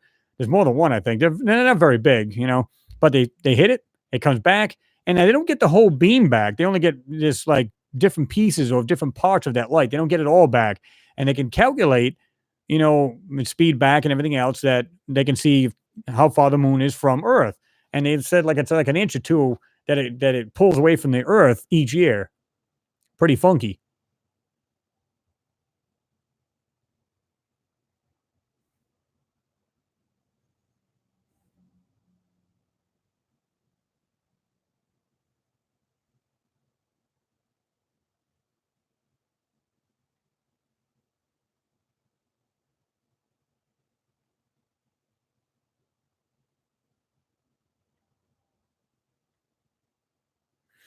Okay, let me see. Rachel, what's going on? Good to see you in there. I didn't see you sneak in there.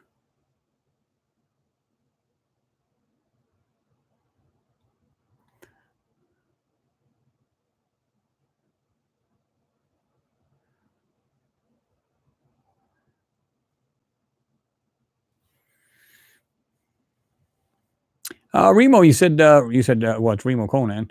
Conan. Yes, Chris, they may have Avatar style uh, ro- robotics, bots or whatever that can terraform ahead of humans remotely. Well, that's what they plan on doing for Mars, right? They want to send up these robots that'll actually build structures. They want to use like a 3D printing or something along them lines to actually build.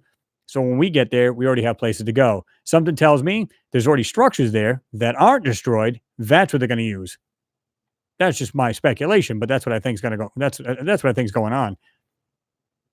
I think there's way too much up there than they're letting on, and we're seeing bits and pieces of it. But that's just small parts. We don't know about the stuff that's really there, meaning the bigger stuff. And I think that's what the whole thing is. They're gonna move into that stuff. And they might have their own shelters because they want to grow like food and stuff like that. But as far as like they might just say, just move into these structures that are here. And what happens if some of these things did go underground, these humanoids or whatever they were, and maybe they're dead and gone? Well, they can use the underground. Who knows? Again, pure speculation, but it's just if there are pieces, what we're seeing, clearly it has to be structures. That's all there is to it. So I find it hard to believe it's just pieces strewn all over the place and no structure there. It has to be, right? There's no way around it. Lucky Mo, what's going on? He said, I'm so late. How much time do you have left, Chris? We got about maybe about 10, 20 minutes. So it's good to see you there regardless.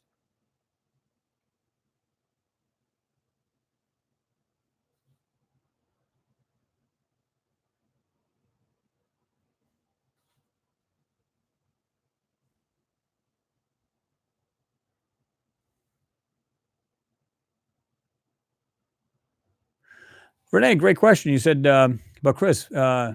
Maybe a stupid question, but do we really need the moon? What if the moon really releases itself from the Earth?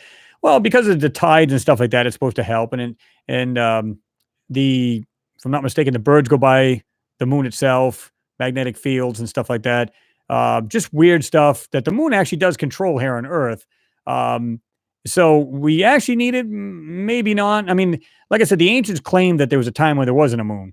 So we still survived. Everything was still fine. So it'd be something weird to say without the moon. I'd be kind of curious about that too.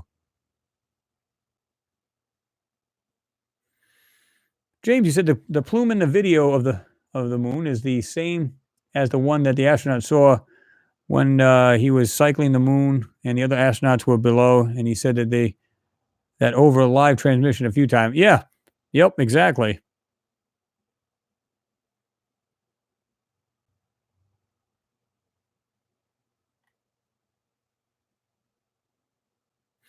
Ray Raymond says, "Hey Chris, have a great Christmas." Well, you do the same, Ray. Appreciate you being here, man.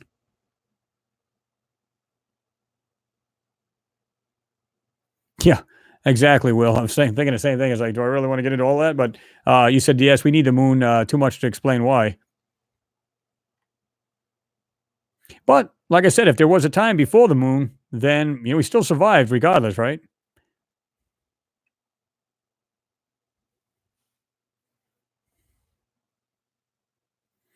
That would be something. Yeah, CC Stewart. You said, can you imagine if the rover or future mission astronauts came across a library in one of those architectural archaeology? I'm sorry. Hold on. That's better. Cities. Yeah, that would be interesting because, of course, I mean the whole site there, right? Wherever these rovers are at, they're like, you know. But yeah, can you imagine going into their kind of library and seeing the things that they had and information they had stored away or whatever, how they do it? That would be pretty neat. That would be cool.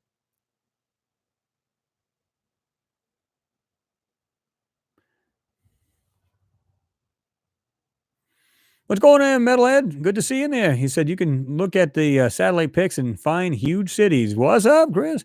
Oh, you're absolutely right there, Metalhead. Absolutely. Some of these things, you got to really look carefully because people go, well, I've looked at satellite photos. I don't see squat. Well, if you take a really good look at it, just look with a magnifier. Sometimes just zooming in doesn't work. It really doesn't. Um, that's why I found out a long time ago using a magnifier works so much better. And this is the reason why I started telling that years. I've been telling people use a magnifier. It's good to have like either the little jeweler eyepieces, stuff like that. And you can put it like that much, maybe a quarter, half an inch over your screen, or your regular magnifier, which I put somewhere else. I don't have it at the moment. I took it off the bench so I can put this mouse here, the other mouse. And yeah, I mean, because it seems like in a lot of these low res photos, what's the first thing happens when you zoom in? They all break apart. They turn to, I was going to say shit. Which they do. So by just getting the photo up on the screen, maybe zoom in just a hair bit and then use that. I had somebody doubt that one time. They said, "Why would you do that? You're going to see the screen pixels." No, no, no, no. We're not talking about that much of a zoom in here. We're not taking the thing going way back like this. We're just going to simply just go over just a little bit, just magnify it just a little bit, and you can see little squares, circles, little things, or like a square with two squares on top of it. Is that all nature made? I don't think so.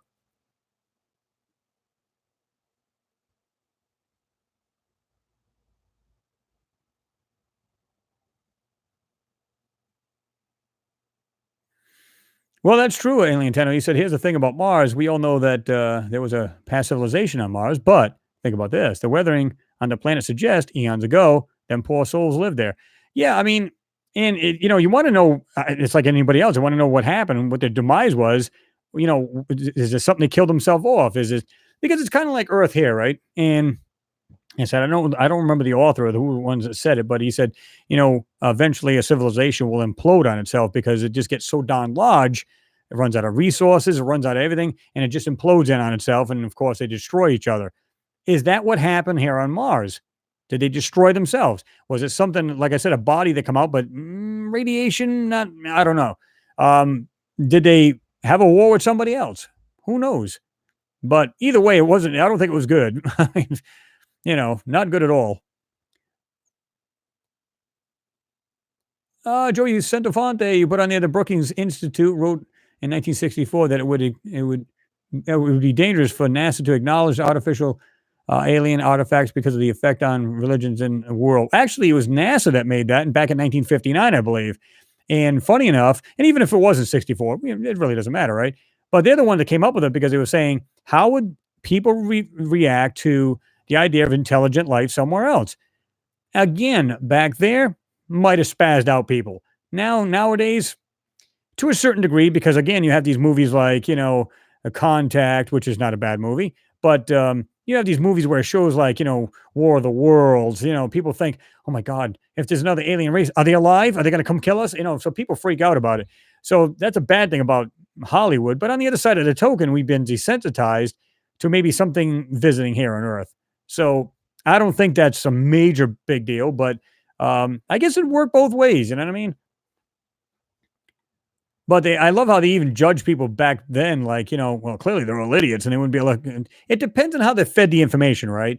If you were told, there might have been a civilization on Mars. And the reason why we said that, we found what looked like little hand tools. Maybe we're wrong, maybe we're right. So then you go, So people ponder it and say, well, maybe that's true. It does kind of look like a hammer. Maybe it's not. But then you show something a little bit more, not well, I should say not as vague. You see something a little sharper, a little bit better. Well, wait a minute, maybe there was life on there. Then they say, well, maybe they were just like ancient people. In other words, they just kind of like almost like a caveman here, like we had here on Earth back in the day. Oh, all right, well, okay. And you just feed it to them slowly. Maybe that won't be such a problem. And maybe this is the reason why they're doing what they're doing. It's a slow disclosure, but a lot more modern because we're past all of that, right? I think we've gotten past that a long time ago as far as like there could be life out there. And I think a lot of people believe that now. I think a lot of people are on board with that. And I'm not just talking about you guys in general. I'm talking about the general populace. You know what I mean? They're saying, what do you believe? How would you react? That'd be cool. Well, I'd want to know more about them, so on and so forth, right?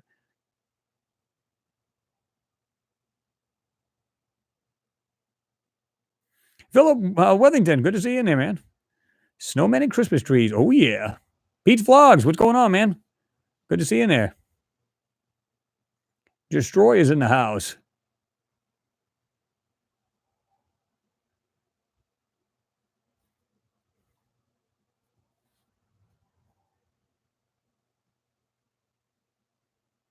Good question. Lancemus Blanco, you put on here, I wonder what they tell their children about us. Yeah, they could be saying, see that planet right there that looks blue? I mean, who knows, right? That's hard to tell.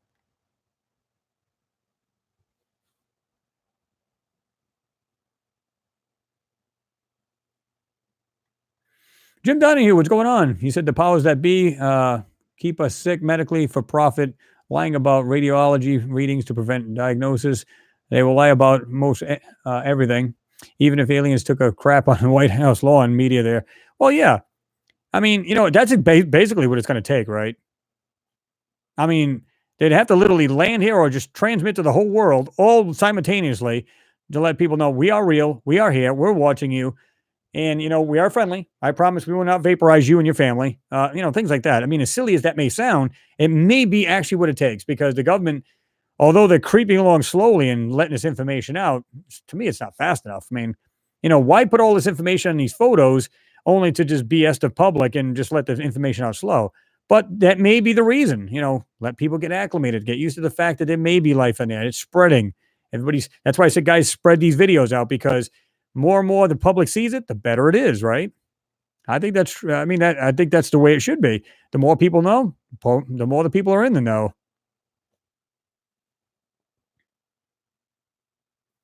James, you said Chris, the moon is a mystery. I mean, honestly, its distance from the sun and Earth is spot on to be the nearest mile that the odds of it being made by collision with Earth is madness, in my opinion. Yeah, I don't think that's the truth either. Um, they said it was basically a byproduct of a collision on, was I think from Earth, um, and then all of a sudden, here comes the moon. I don't think that's the case either. I think the moon is mysterious in its own way. There's just too many things. I mean, again, I look at these craters on the moon, and people say, "Well, how do they put it last time?" It was funny we were talking about that, but I had mentioned that when you look at the real large craters, right, and you can see the actual inside the crater, most of them are flat. Oh, they have a curvature to them because there is a curve to the moon, but you see these things; they're like a mile wide, X amount of feet wide, X amount right down to the smallest one. And there's not a difference in depth of these darn craters. Now the walls may be higher, but the actual depth, in other words, if you look at the ground and you can see the walls like this high, some of them are this high, but it's really not. Is it the actual crater that's deeper, or is it the wall that's higher? That's the difference. And most of them look the same damn depth as the larger or the smaller ones. Makes no damn sense. Just look at some of these photos. It's just crazy. When you look at the ground, you can see like a small crater and a large one. And you look at the ground, you can see them. The only difference is the walls are higher, but the ground is still the same level as the one right next to it. It makes no freaking sense.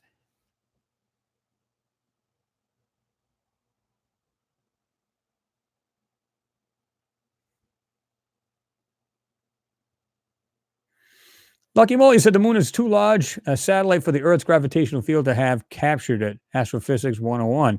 Well, that's why they say a lot of times, well, people have speculated saying that it was some kind of craft at one point. It was moved into our orbit, and they can literally keep an eye on us and everything else. And I've said this too, kind of kidding around. I said, how do we know we're not like their giant ant farm to see how we evolve? And they're just keeping an eye on us. And every now and then, when you're bad, you get a smack on the ass. It's like, stop now, stop fighting. Even though they're allowing us to happen because they want us to evolve and do our own thing and get past our growing pains and get to be like an actual human race instead of being segregated here and there and fighting amongst ourselves. And how do we know? We could be one of these giant ant farms, and it's just like, well, we started life on this ball. Let's see how it evolves, like a scientific program, or like some kind of study, something. You know what I mean?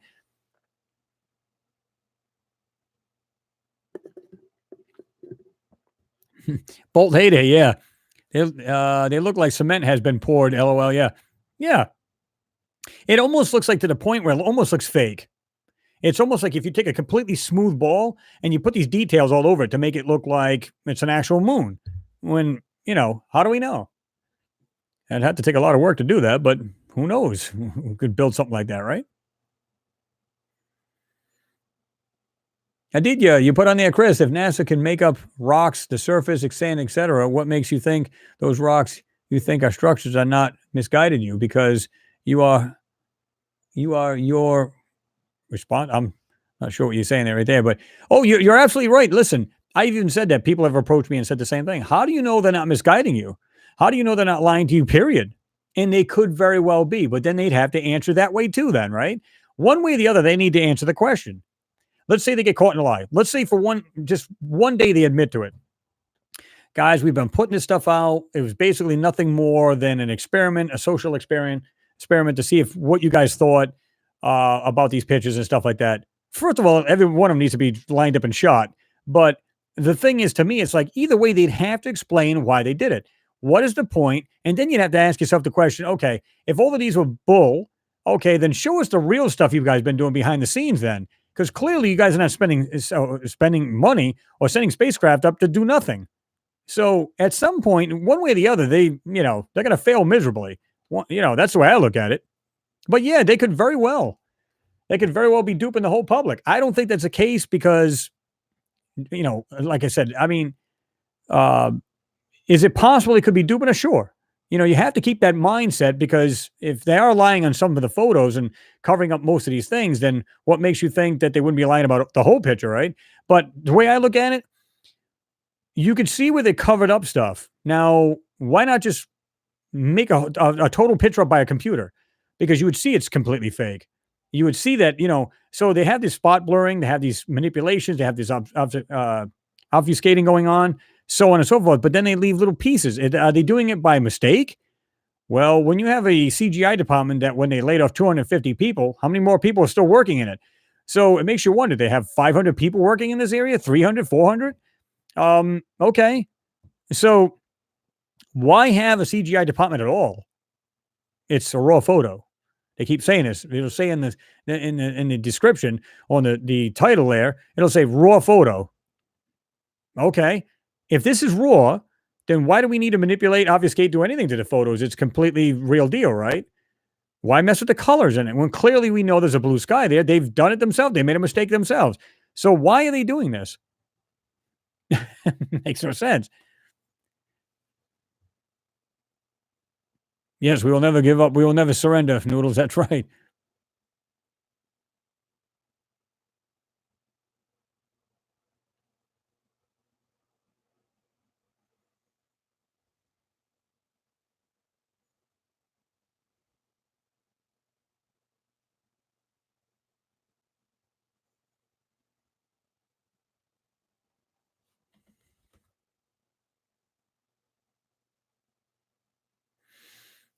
Mimi your ass. What do you mean? When you said you would go crazy, what does that mean? You said how can you live with all these lies if you work for NASA? Well, that's what you mean by you go crazy. I don't know. I mean, like I said, we talked about that. If they said, "Hey, Chris, we want to hire you because you seem to be able to still see through our obfuscations and stuff. We want you to be the final guy in there saying, okay, you guys missed that area, you need to take that out. You guys missed that area, you need to take that out." Yeah, I mean, can you imagine if they said, "Well, you got to sign this. You can't say anything. It's a gag order kind of thing. But we're going to allow you to see the real photos." Can you imagine what that would be like? How do you keep quiet about that? Especially when you're so passionate about wanting to see it to begin with.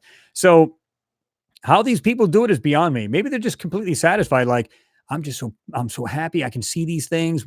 Like 99.9% of the population cannot see the real photos. I feel so privileged. I'm never going to say a word. And they're perfectly happy. Got a great conscience going to bed at night. Me, I don't know. I'd probably go crazy like you said, Mimi.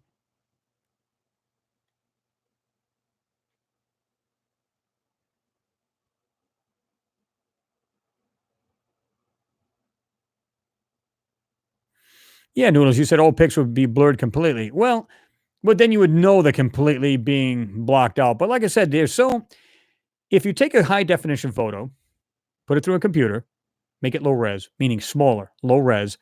Now you want to take out the certain things in there. Okay, let's go ahead and take out these things, spot blur them. Okay, we'll take digitized little, pieces over, and just kind of block out what that piece we don't need.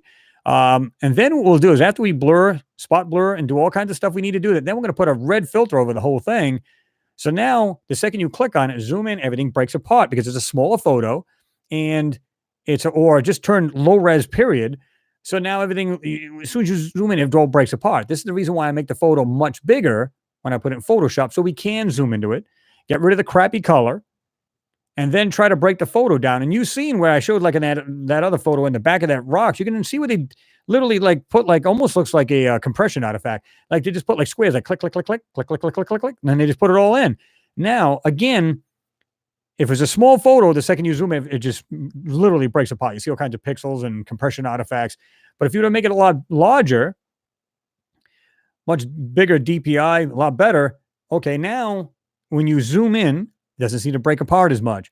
Now get rid of the crappy color. Now you can see the imperfections and where they've actually messed with these photos. That's what it's all about. That's what they don't want you to see.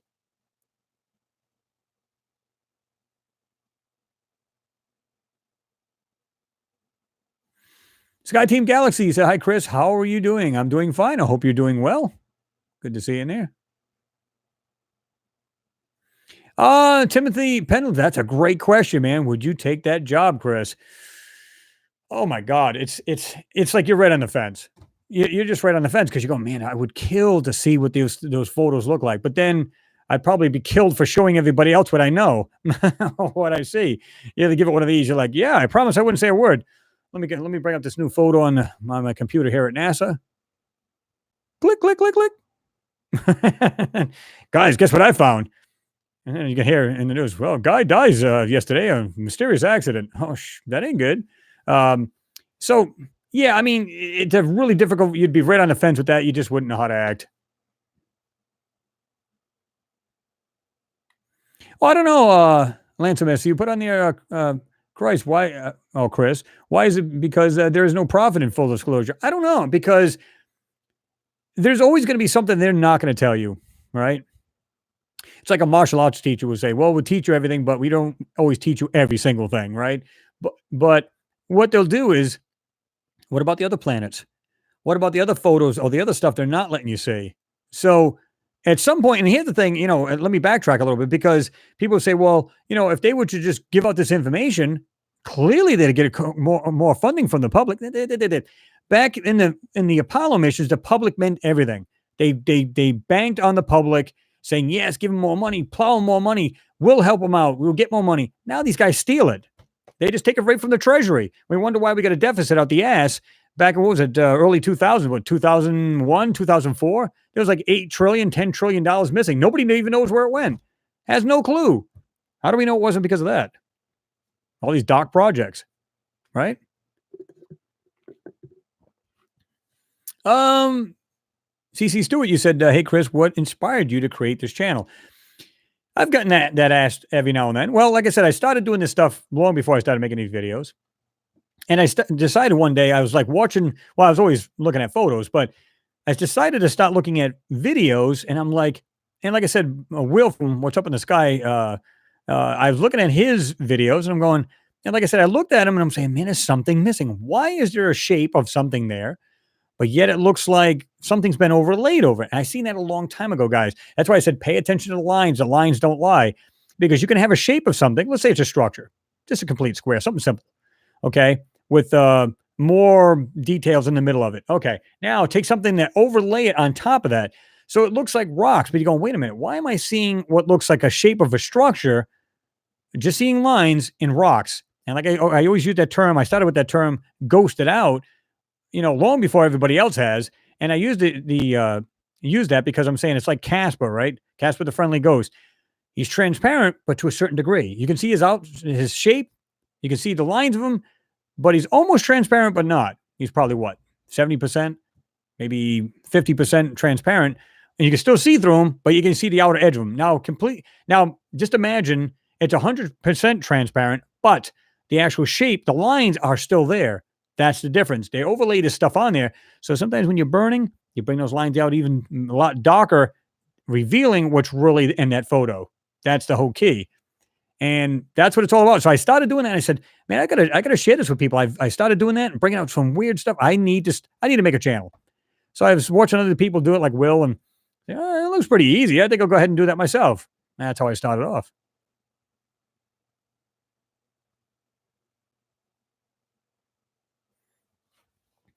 Josh D, you're right. Yeah, the funny thing is that the conspirators and their stooges call us conspiracy theorists, right?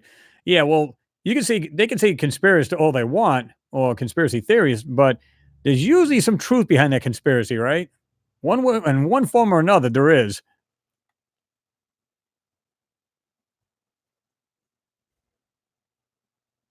You're right, James. You're right. You said Chris, the moon is the only moon in our galaxy that NASA say is closer to Earth than any other moon is to their other planets, and it is the only one that it has the near perfect circle shape as well. Man. Well, I mean, if they say it's more like it's not really. It's like oblong more than it is circular, right, or completely round. But it's slightly, not much, but it's pretty much round. But anyway, they're also saying it's the largest that orbits its actually parent planet. It's the largest one in the solar system that it's that big to its parent planet. So, which is really weird. I mean, it's just why. And I just find it hard to believe that something can have a collision. Like I said, because when it said something hit, they say it was back then it was like Tiamat. But anyways, two planets hitting each other. And then here comes this moon. Well, why does it look completely round like that? Why is it, I understand gravity. I get it. But even then, it's going to be a complete perfect circle. Why is it like jagged and look like just some rocky pile of crap out in space? No, it's completely round. I don't buy that theory, guys. Now, I'm no astrophysicist or I'm no science teacher, but something tells me, okay, if it's broken up in a million pieces, bunch of rocks, and all of a sudden they just combine, compress together, they're not going to make this complete perfect circle. I'm sorry. Or damn close to it, right? They're not going to do that.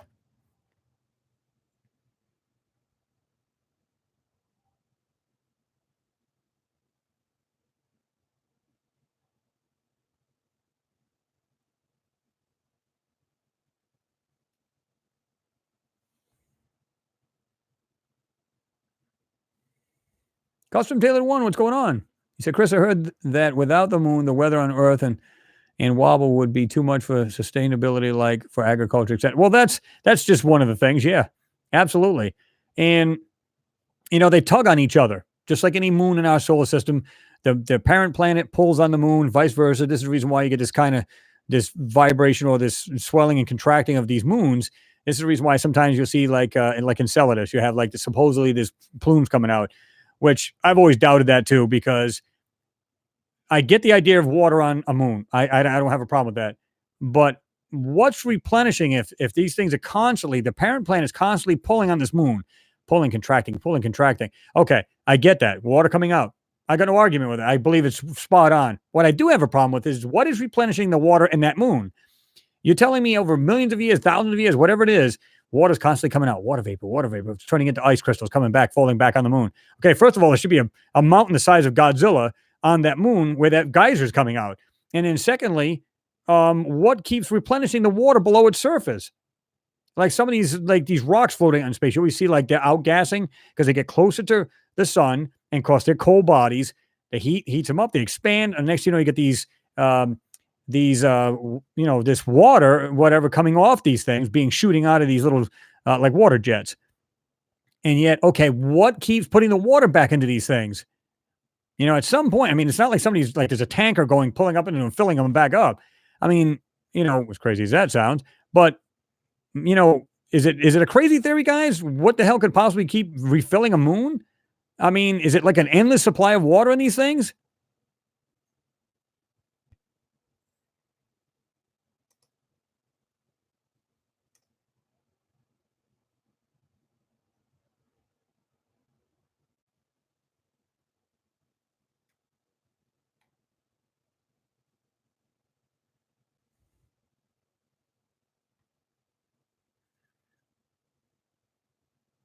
Well, MD Masick, they said, well, you asked, where did all the water on the Earth come from? They're saying could be rocks, asteroids, meteors, all kinds of water on them, crashed onto Earth, and there you go.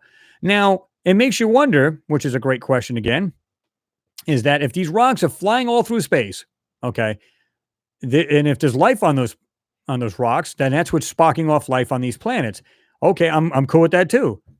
But even where did that life come from? So on and so forth. It's like this endless question that you're trying to get solved. And it's like, but that's what they claim. Bodies floating on space, slamming to and that's where most of the water came from.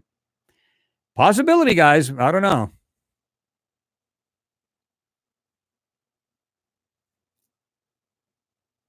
CC Stewart, you said, got to run. Merry Christmas. Merry Christmas to you and yours as well. Have yourself a good one there, right?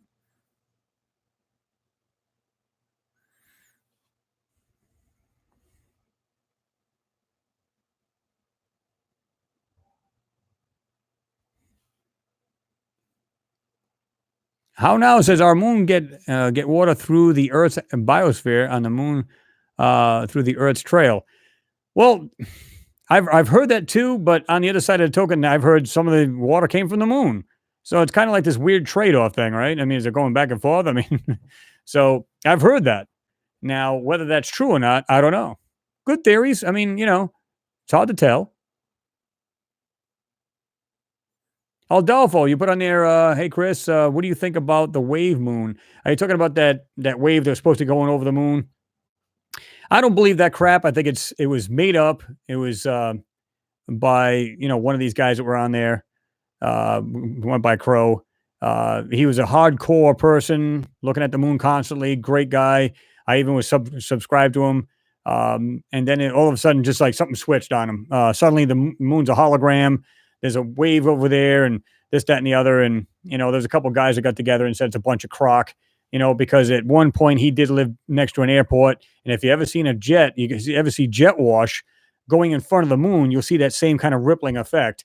So, and he had claimed that he was next to an airport. So, yeah.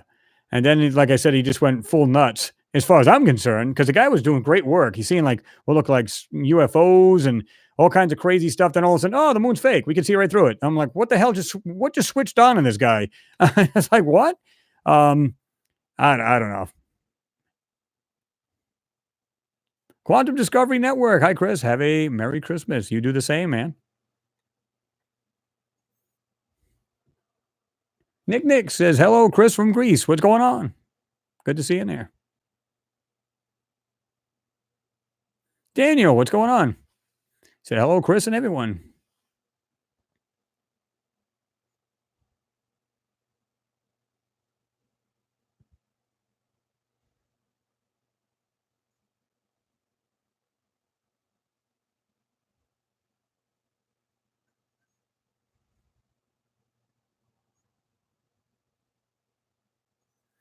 Timothy Pendleton. I do have a screenshot of a swastika carved into a rock from Chris's videos. Huh.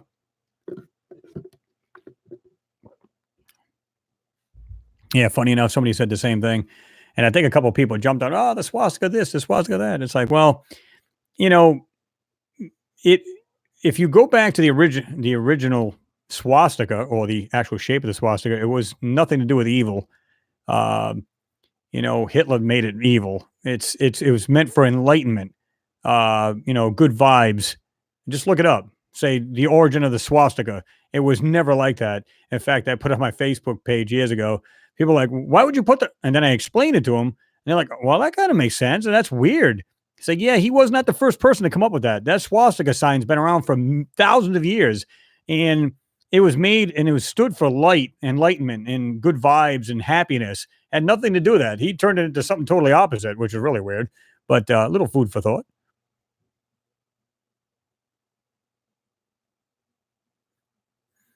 James, you said, to everyone who is like me tonight and every other night, and night that is to Hangout, who subscribe week to week with Chris, I would like to say have a great Christmas and Happy New Year. Well, James, it's nice of you to say that. And I hope you and your family have a good one as well. And guys, I'm going to get out of here anyway. It's getting late. I got to get some things done myself. And I'm wishing everybody a Merry Christmas and a Happy Holidays. And if you're going to travel, please do safely. Too many people are on the road and get hurt. And that's not a good thing. And I want everybody to remember, everybody that maybe had family members pass on, maybe years ago or just this year, we've had it happen here ourselves. So,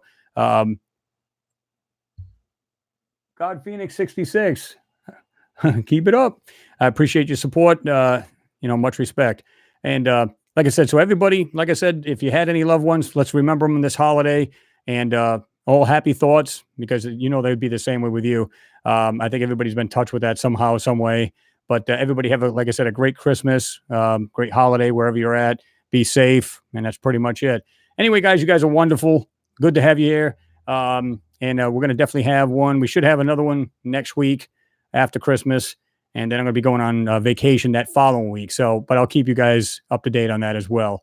Anyway, guys, I'm going to jump off here. I'm going to have a good evening. I hope you guys do as well. Have a good Sunday. I know some of you guys are already in Sunday, so have yourself a good day as well. Anyway, guys, much respect to you guys. Much love to you guys. And I will talk to you all soon. Have a good Christmas.